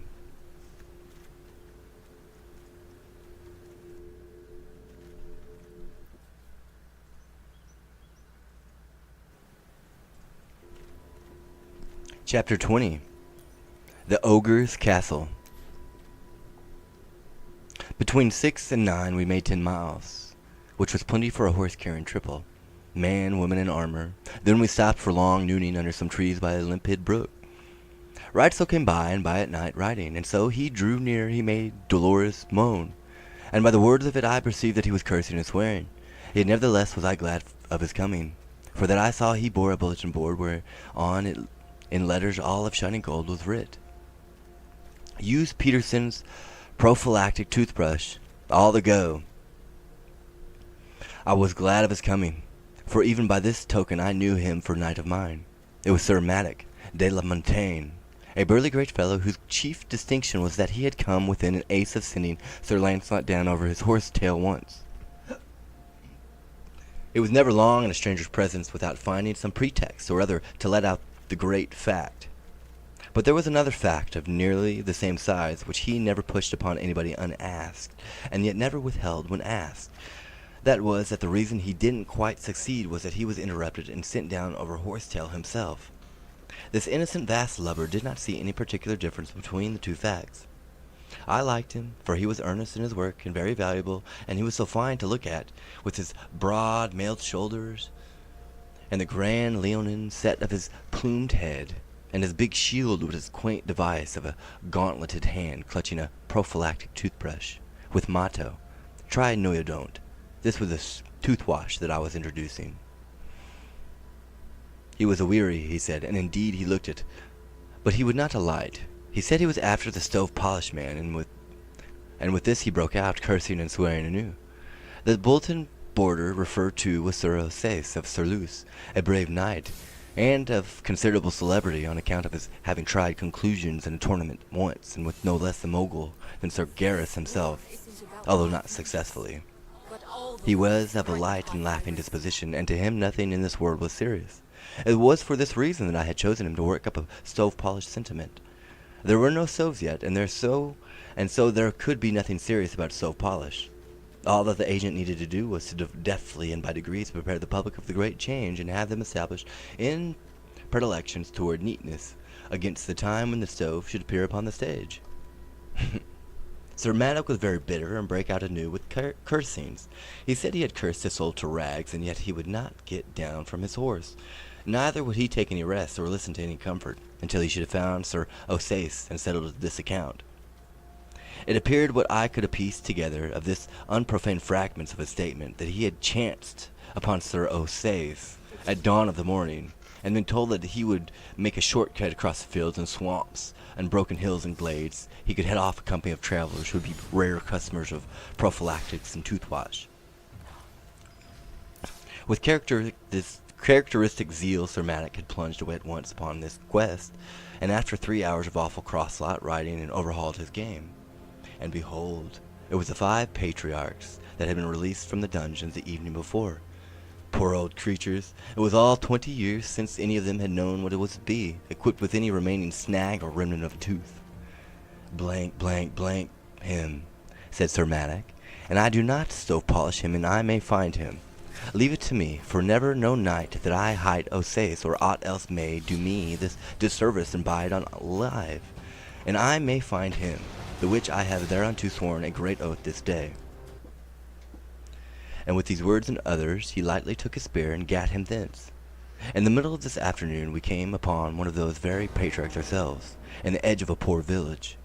He was basking in the love of relatives and friends whom he had not seen for 50 years, and about him and caressing him were also descendants of his own body whom he had never seen at all till now. But to him these were all strangers. His memory was gone, his mind was stagnant. It seemed incredible that a man could outlast half a century shut up in a dark hole like a rat. But here were his old wife and some old comrades to testify to it. They could remember him as he was in the freshness and strength of his young manhood, when he kissed his child and delivered it to his mother's hands, and went away in that long oblivion. The people of the castle could not tell within half a generation the length of time the man had been shut up, therefore his unrecorded and forgotten offense. But this old wife knew, and so did her old child, who stood there among her married sons and daughters trying to realize a father who had been to her a name, a thought, a formless image, a tradition, all her life, and now was suddenly concreted into actual flesh and blood and set before her face. It was a curious situation, yet it is not on that account that I have made room for it here, but on account of a thing which seemed to me still more curious, to wit, that this dreadful matter brought from this drowned-treading people to outbursts of rage against these oppressors. They had been heritors and subjects of cruelty and outrage so long that nothing could have startled them but kindness. Yes, here was a curious revelation, indeed, of the depth to which this people had been sunk in slavery.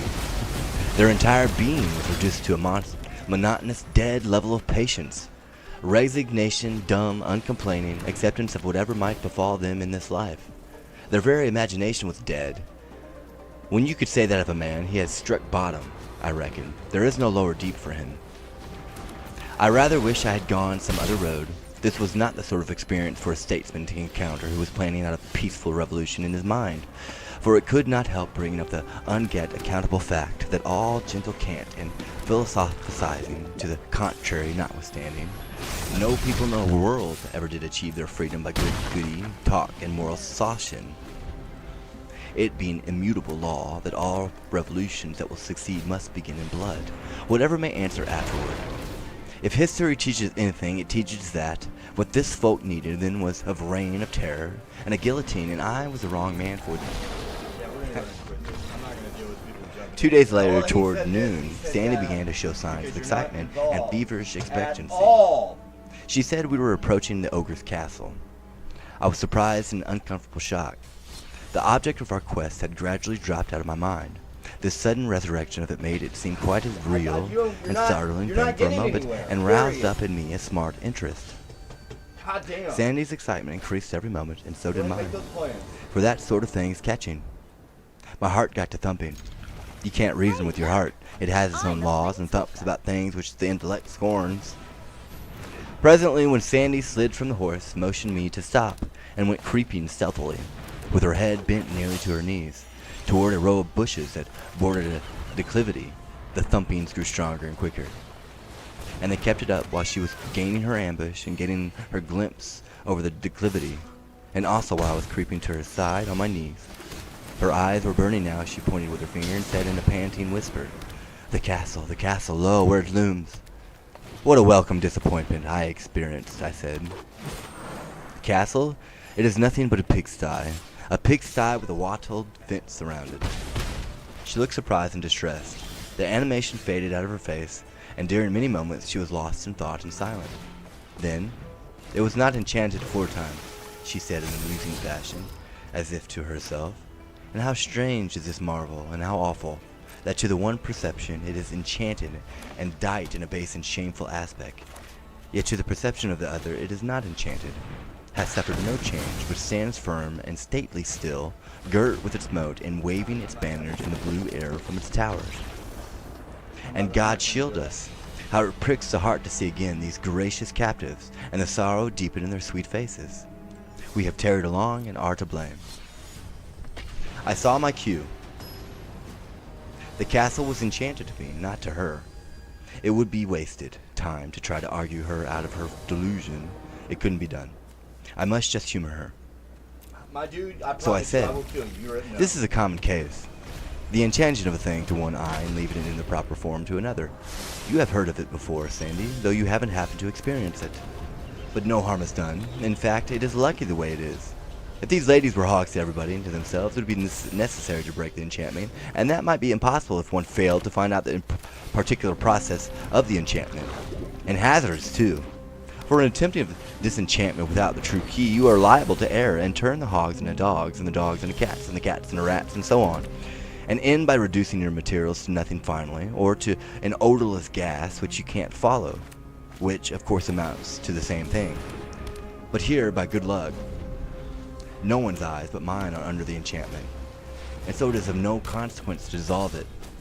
These ladies remain ladies to you, and to themselves, and to everybody else, and at that same time they will suffer in no way from my delusion. For when I know that an ostensible hog is a lady, that is enough for me. I know how to treat her." "Thanks, oh sweet my lord, thou talkest like an angel. And I know that thou wilt deliver them, for that thou art minded to great deeds, and art as strong a knight of your hand, and as great to will and to do as any that is on live. I will not leave a princess in the sty, Sandy. Are those three yonder that to my disordered eyes are starveling swineherds? The ogres, are they changed also? It is most wonderful. Now am I fearful, for how canst thou strike with sure aim when 5 of their 9 cubits of stature are invisible? Ah, go warily, fair sir, this is a mightier emprise than I win. You be easy, Sandy. All I need to know is how much of an ogre is invisible. Then I know how to locate his vitals. Don't you be afraid. I will make short work of these bunco steers. Stay where you are. I left Sandy kneeling there, corpse-faced but plucky and hopeful, and rode down to the pigsty and struck up a trade with the swineherds. I won their gratitude by buying out all the hogs for the lump sum of 16 pennies, which was rather about latest quotations. I was just in time, for the church, the lord of the manor, and the rest of the tax gatherers would have been along next day and swept off pretty much all the stock, leaving the swineherds very short of hogs and Sandy out of princesses. But now the tax people could be paid in cash, and there would be a stake left besides. One of the men had 10 children, and he said that last year with the priest came and of his 10 pigs took the fattest one for tithes. The wife burst out upon him and offered him a child and said, "Thou beast without bowels of mercy, why leave me my child, yet rob me of my wherewithal to feed it?" How curious. The same thing had happened in the Wales of my day, under the same old established church, which was supposed by many of have changed its nature when it changed its disguise. I sent the 3 men away, and then opened the sty gate and beckoned Sandy to come, which she did, and not leisurely, but with the rush of a prairie fire. And when I saw her fling herself upon those hogs, with tears of joy running down her cheeks, and strain them to her heart, and kiss them, and caress them, and call them reverently by grand princely names, I was ashamed of her, ashamed of the human race. We had to drive those hogs home, 10 miles, and no ladies were ever more fickle-minded or contrary. They would stay in no road, no path. They broke out through the brush on all sides and flowed away in all directions, over rocks and hills and the roughest places they could find. And they must not break or roughly accosted. Sandy could not bear to see them treated in ways unbecoming their rank. The troublemost old soul of the lot had to be so called my lady, and your highness, like the rest. It is annoying and difficult to scour around after hogs in armor. Remember to have fun. There was one small countess, with an iron ring in her snout and hardly any hair on her back. That was the devil for perversity. She gave me a race in an hour over all sorts of country, and then we were right where we had started from, having made not a rod of real progress. I seized her at last by the tail and brought her along squealing. When I overtook Sandy, she was horrified, and said it was in the last degree indelicate to drag a countess by her train. We got the hogs home just at dark, most of them. The Princess Nerovens de Morgana was missing, and two of her ladies-in-waiting, namely Miss Angela Bohan and the Damoiselle Elaine Courtemain, the former of these two being a young black sow with a white star in her forehead, and the latter a brown one with the thin legs and slight limp in the forward shank on the starboard side. A couple of the tryingest blisters to drive that I ever saw. Also among the missing were several mere baronesses, and I wanted them to stay missing, but no, at all the sausage meat had to be found. So servants were sent out with torches to scour the woods and hills to the end. Of course the whole drove was housed in the house, and great guns. Well, I never saw anything like it, nor ever heard anything like it, and never smelt anything like it. It was like an insurrection in a gasometer.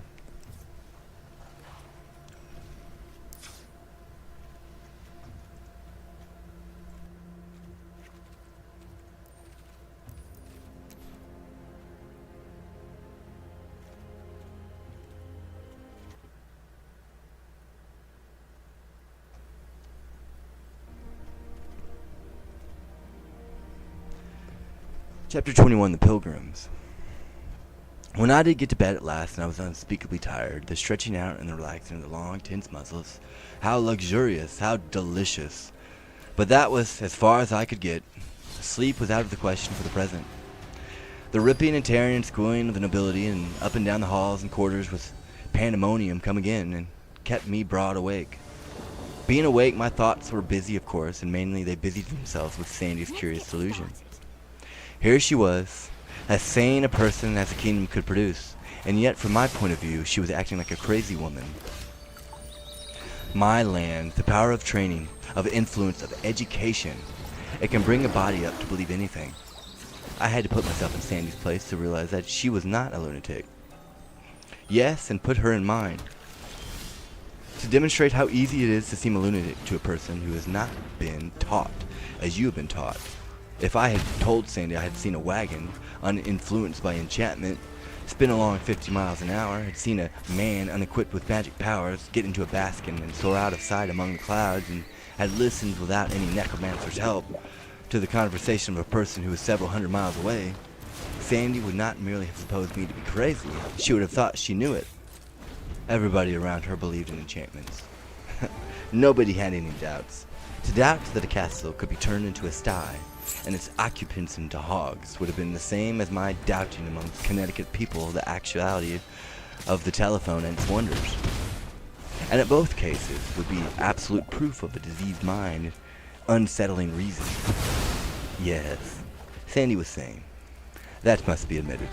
If I also would be sane, to Sandy, I must keep my superstitions about unenchanted and unmiraculous locomotives, balloons, and telephones to myself. Also, I believed that the world was not flat and hadn't pillars under it to support it, nor a canopy over it to turn off a universe of water that occupied all space above. But as I was the only person in the kingdom afflicted with such impious and criminal opinions, I recognized that it would be good wisdom to keep quiet about this matter too, if I did not wish to be suddenly shunned and forsaken by everybody as a madman. The next morning, Sandy assembled the swine in the dining room and gave them their breakfast, waiting upon them personally and manifesting in every way the deep reverence which the natives of her island, ancient and modern, have always felt for rain. Let its outward casket and the mental and moral content be what they may. I could have eaten with the dogs if I had birth approaching my lofty official rank, but I hadn't, and so accepted the unavoidable slight and made no complaint. Sandy and I had our breakfast at the second table. The family were not at home. I said, "How many are in the family, Sandy, and where do they keep themselves?" "Family?" "Yes." "Which family, good my lord?" "Why, this family, your own family." "Sooth to say, I understand you not. I have no family." "No family? Why, Sandy, isn't this your home?" "Now how, indeed, might that be? I have no home." "Well, then, whose house is this?" "Ah, wit you well, I would tell you, and I knew myself." "Come, you don't even know these people? Then who invited us here?" "None invited us. We but came, that is all." "Why, woman, this is a most extraordinary performance. The effrontery of it is beyond admiration. We blandly marched to a man's house and crammed it full on the only really valuable nobility the sun has yet discovered in the earth. And then it turns out that we don't even know the man's name. How did you ever venture to take this extravagant liberty? I suppose, of course, it was your home. What will a man say?" "What will he say?" "I'm trying to deal with the fraud." "Forsooth, what can he say but give thanks?" "Thanks for what?" Her face was filled with a puzzled surprise. "Verily, thou troublest my understanding with strange words. Do ye dream that one of his estate is like to have the honor twice in his life to entertain company, such as we have brought to grace his house withal?" "Well, no, when you come to that. No, it's an even bet that this is the first time he has had a treat like this." "Then let him be thankful, and manifest the same by grateful speech and due humility. He were a dog, else, and the heir and ancestor of dogs." To my mind, the situation was uncomfortable. It might become more so. It might be a good idea to muster the hogs and move on. So I said, "The day is wasting, Sandy. It is time to get the nobility together and be moving. Wherefore, fair sir and boss? We want to take them on their home, don't we? La, but listen to him. They be of all the regions of the earth. Each must hie to her own home, and when we might do all those journeys in one so brief life as he hath appointed that created life. And thereto death likewise will help of Adam, who by sin done through persuasion of his helpmeet, she being wrought upon and bewrayed by the beguilements of the great enemy of man, that serpent high Satan, aforetime consecrated and set apart unto that evil work by overmastering spite and envy begotten in his heart through fell ambitions that did blight and mildew a nature erst so white and pure went so it hove with the shining multitude, its brethren born and glade and shade of that fair heaven wherein all such as native be to that rich estate. And great Scott, my lord, well, you know we haven't got time for this sort of thing. Don't you see, we could distribute these people around the earth in less time than it is going to take you to explain that. We can't. We mustn't talk now, we must act. You want to be careful. You mustn't let your mill get the start of you that way, at a time like this. To business now, and sharp's the word. Who is to take their aristocracy home? Aristocracy home. Even their friends. These will come for them from the far parts of the earth. This was lightning from clear sky for unexpectedness, and the relief of it was like pardon to a prisoner.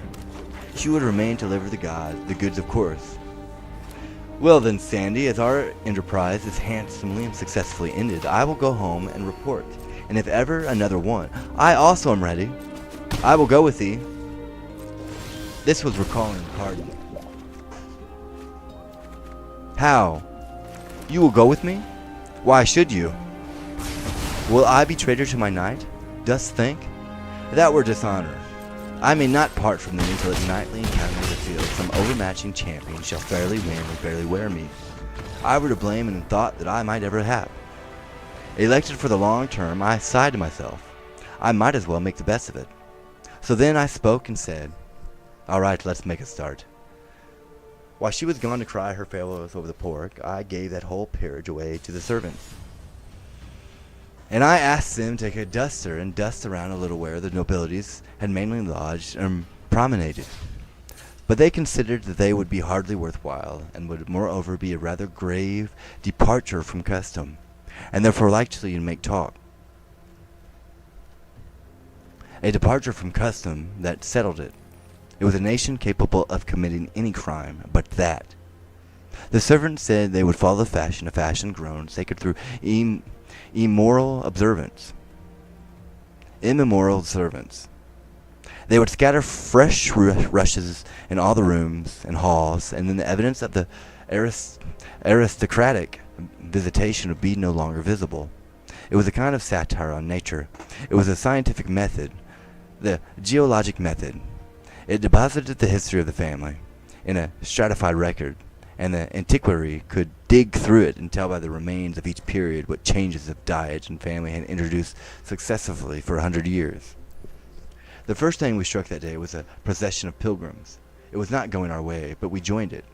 Nevertheless, for it was hourly being home, born in upon me now, that if I would govern this country wisely, I must be posted in the details of its life, and not at second hand, but by my personal observation and scrutiny. The company of pilgrims resembled Chaucer's in this, that it had in it a sample of about all the upper occupations and professions the country could show, and a corresponding variety of costume. There were young men and old men, young women and old women, lively folk and grave folk. They rode upon mules and horses, and there was not a side saddle in the party, for this specialty was to remain unknown in England for 900 years yet. It was a pleasant, friendly, sociable herd, pious, happy, merry, and full of unconscious coarsenesses and innocent indecencies. What they regarded as the merry tale went to continue around and caused no more embarrassment than it would have caused in the best English society 12 centuries later. Practical jokes worthy of the English wits of the first quarter of the far-off 19th century were sprung here and there and yonder along the line, and compelled the delightedest applause, and sometimes when a bright remark was made at one end of the procession and started on its travels towards the other, you could note its progress all the way by sparkling spray of laughter it threw off from its boughs as it plowed along, and also by the plushes of the mules in his wake. Sandy knew the goal and purpose of this pilgrimage, and she posted me. She said, "They journeyed to the Valley of Holiness, for to be blessed of the godly hermits and drink of the miraculous waters, and be cleansed from sin." Where is this watering place? It lieth a 2-day journey hence, by the borders of the land, that height of the Cuckoo Kingdom. Tell me about it. Is it a celebrated place? Oh, of a truth, yes. There be none more so. Of old time there lived there an abbot and his monks. Belike were none in the world more holy than these, for they gave themselves to study of pious books, and spoke not the one to the other, or indeed to any, and ate decayed herbs, and not thereto, and slept hard, and prayed much, and washed never. Also they wore the same garment till it fell from their bodies through age and decay. Right so came they to be known of all the world by reason of these holy austerities, and visited by rich and poor, and reverenced. Proceed. But always there was a lack of water there, whereas upon a time the holy abbot prayed, and for answer a great stream of clear water burst forth by miracle in a desert place. Now were the fickle monks tempted of the fiend, and they wrought with the abbot unceasingly by beggings and beseechings that he would construct a bath. And when he was become aweary and might not resist more, he said, "Have ye your will?" Then and granted that they asked. Now mark thou what 'tis to forsake the ways of purity, the which he loveth, and wanted in such as be worldly and in offence. These monks did enter into the bath, and come thence, washed as white as snow, and in that moment his sign appeared, in miraculous rebuke, for his insulated waters ceased to flow and utterly vanished away. Join the fight! They fared mildly, Sandy, considering how that the kind of crime is regarded in this country. Belike, but it was their first sin, and they had been a perfect life for long, and differing in naught from their angels. Prayers, tears, torturings of the flesh, all was vain to beguile the water to flow again. Watch for my Even processions, even burnt offerings, even votive candles to the Virgin, did fail every each of them, and all in the land did marvel. How odd to find that even this industry had its financial panic, and at times seized assignats and greenbacks languished to zero, and everything come to a standstill. Go on, Sandy. And so upon a time, after year and day, the good abbot made humble surrender and destroyed the bath. And behold, his anger was in that moment appeased, and the waters gushed richly forth again, and even unto this day they have not ceased to flow in that generous measure. Then I take it nobody has washed since. He that would essay it could have this halter free. Yes, and swiftly would he need it too. This community has prospered since. Even from that very day, the fame of the miracle went abroad into all lands. From every land came monks to join. They came even as the fishes come, in shoals, and the monastery added building to building, and yet others to these, and so spread wide his arms that took them in. And nuns came also, and more again, and yet more, and built over against the monastery on the yon side of the vale, and added building to building, until mighty was that nunnery, and these were friendly unto those, and they joined their loving labors together, and together they built a fair great founding asylum, midway the valley between. You spoke of some hermits, Sandy. These have gathered there from the ends of the earth. A hermit thriveth best where there to be multitudes of pilgrims. Ye shall not find no hermit of no sort wanting. If any shall mention a hermit of a kind he thinketh new and not to be found, but in some far strange land. Let him but scratch among the holes and caves and swamps that line the valley of holiness, and whatsoever be his breed, it skills not, he shall find a sample of it there. I closed up alongside of a burly fellow with a fat, good-humored face, purposing to make myself agreeable and pick up some further crumbs of fat. But I had hardly more than scraped acquaintance with him when he began eagerly and awkwardly to lead up, in an immemorial way, to that same old anecdote, the one Sir Dinadan told me, what time I got in trouble with Sir Sagramore and was challenged of him on account of it. I excused myself and dropped to the rear of the procession, sad at heart, willing to go hence from this troubled life, this vale of tears, this brief day of broken rest, of cloud and storm, of weary struggle and monotonous defeat, and yet shrinking from this change as remembering how long eternity is, and how many have wended thither who know that antidote. Early in that afternoon we overtook another procession of pilgrims, but in this one was no merriment, no jokes, no laughter, no playful ways, nor any happy giddiness, whether of youth or age. Yet both were here, both age and youth, gray old men and women, strong men and women of a middle age, young husbands, young wives, little boys and girls, and 3 babies at the breast. Even the children were smileless. There was not a face among all these 100 people but was cast down, and bore that set expression of hopelessness which is bred of long and hard trials and old acquaintance with despair. They were slaves. Chains led from their fettered feet and their manacled hands to a sole leather belt about their waist, and all except the children were also linked together in a file 6 feet apart by a single chain which led from collar to collar all down the line. They were on foot, and had tramped 300 miles in 18 days upon the cheapest odds and ends of food, and stingy rations of that. They had slept in these chains every night, bundled together like swine. They had upon their bodies some poor rags, but they could not be said to be clot-head. Their irons had chafed the skin from their ankles, and made sores which were ulcerated and wormy. Their naked feet were torn, and none walked without a limp. Originally there had been 100 of these unfortunates, but about half had been sold on the trip. The trader in charge of them rode a horse and carried a whip with a short handle with a long heavy lash divided into several knotted tails at the end. With this whip he cut the shoulders of any that tottered from weariness and pain, and straightened them up. He did not speak. The whip conveyed his desire without that. None of these poor creatures looked up as we rode along by. They showed no consciousness of our presence, and they made no sound but one.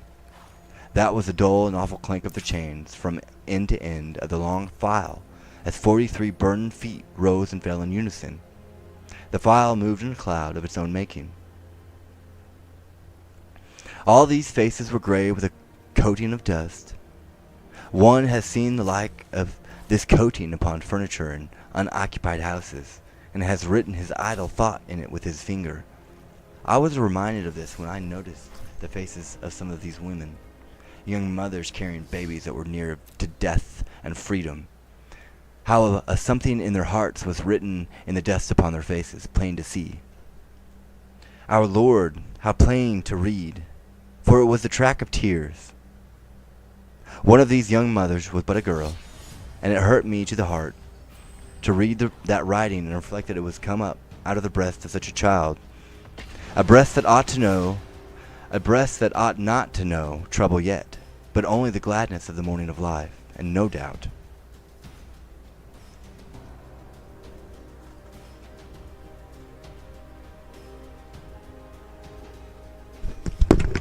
I think that concludes. She reeled just then, giddy with fatigue, and down came the lash and flicked a flake of skin from her naked shoulder.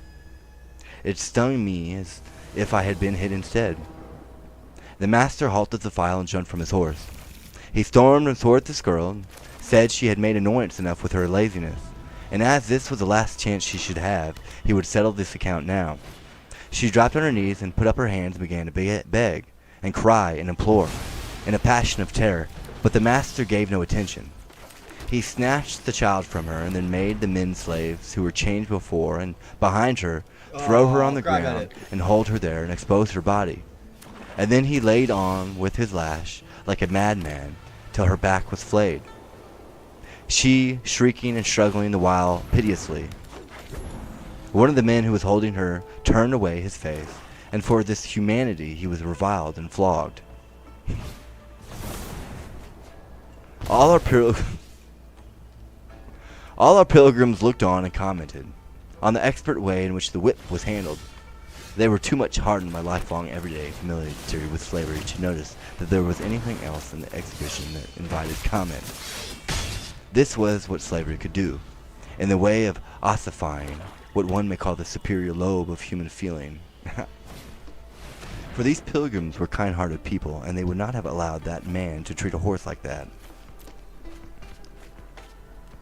I wanted to stop the whole thing and set the slaves free, but that would not do. I must not interfere too much and get myself a name for riding over the country's laws and the citizens' rights, rot shod.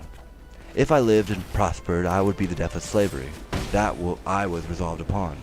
But I would try to fix it so that when I became its executioner, it should be my command of the nation. Just here was a wayside shop at the smith. Now arrived a landed proprietor who had brought this girl a few miles back. She better be royalty. They all, like, let this play out. Deliverable here, but her irons could be taken off. They were removed. Then there was a squabble between the gentleman and the jailer as to which should pay the blacksmith. The moment the girl was delivered from her irons, she flung herself, all tears and frank sobbing, into the arms of the slave who had turned away his face when she was whipped. He stained her to his breast, and smothered her face and the child with his kisses, and washed them with the rain of his tears. I suspected. I inquired. Yes, I was right. It was husband and wife. They had to be torn apart by force.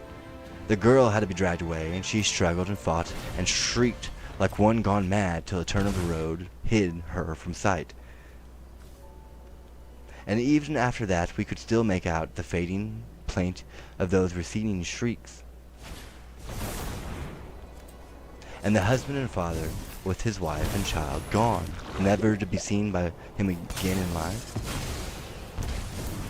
Well, the look of him one might not bear at all, and so I turned away.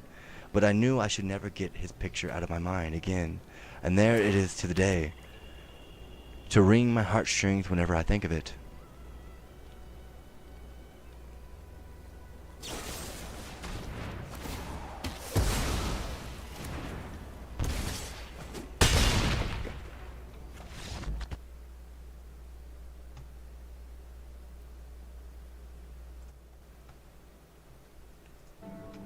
We put up at the inn in the village just at nightfall, and when I rose next morning and looked abroad, I was where a knight came riding in the golden glory of new day, and recognized him for a knight of mine. Sir Ozana, Le Cure Hardy. He was in the gentleman's furnishing line, and his missionary specialty was plug hats. He was clothed all in steel in the beautifulest armor of the time, up to where his helmet ought to have been, but he hadn't any helmet. He wore a shiny stovepipe hat, and was ridiculous, a spectacle as one might want to see. It was another of my surreptitious schemes for extinguishing knighthood by making it grotesque and absurd. Sir Ozana's saddle was hung about with leather hat boxes, and every time he overcame a wandering knight, he swore him into my service, and fitted him with a plug and made him wear it. I dressed and ran down to welcome Sir Ozana and get his news. "How is trade?" I asked. "Ye will note that I have but these 4 left. Yet were they 16 when as I got me from Camelot?" "Why, you have certainly done nobly, Sir Ozana. Where have you foraging of late?"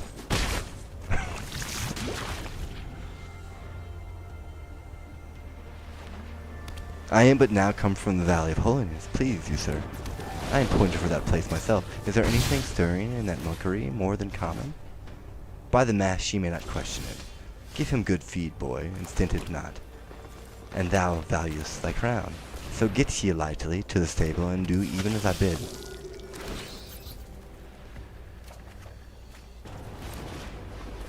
"Sir, it is perilous news I bring, and be these pilgrims? Then ye may not do better, good folk.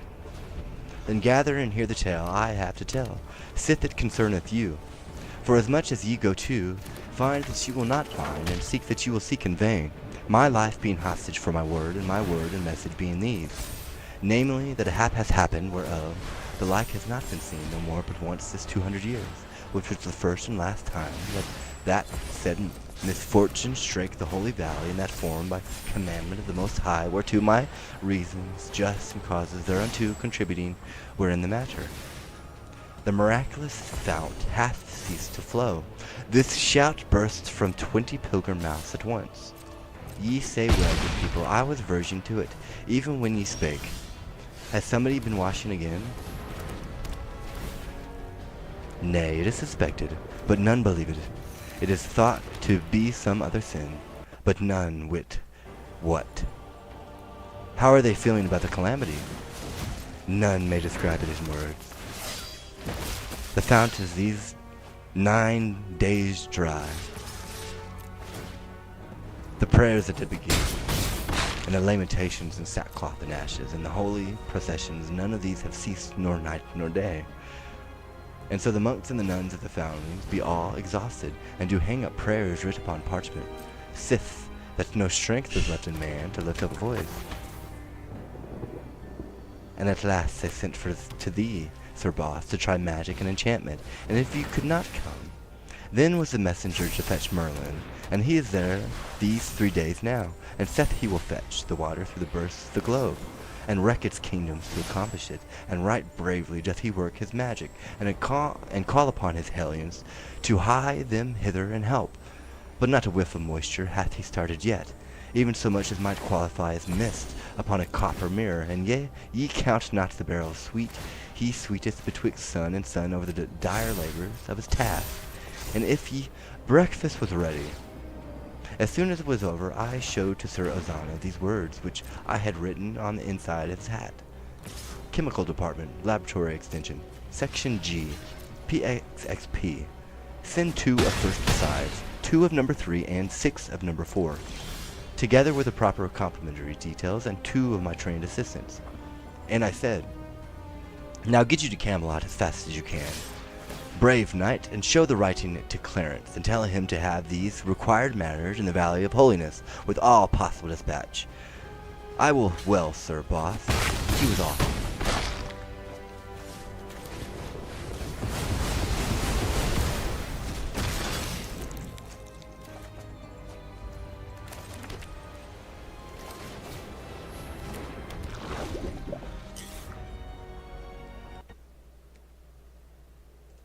There it is. You can tell at some points it's getting all monotonous. You can tell where the radio kicks in, they start stringing it, bitch. You tell I'm getting mad. You can tell I'm getting mad at this point. So, keep it up.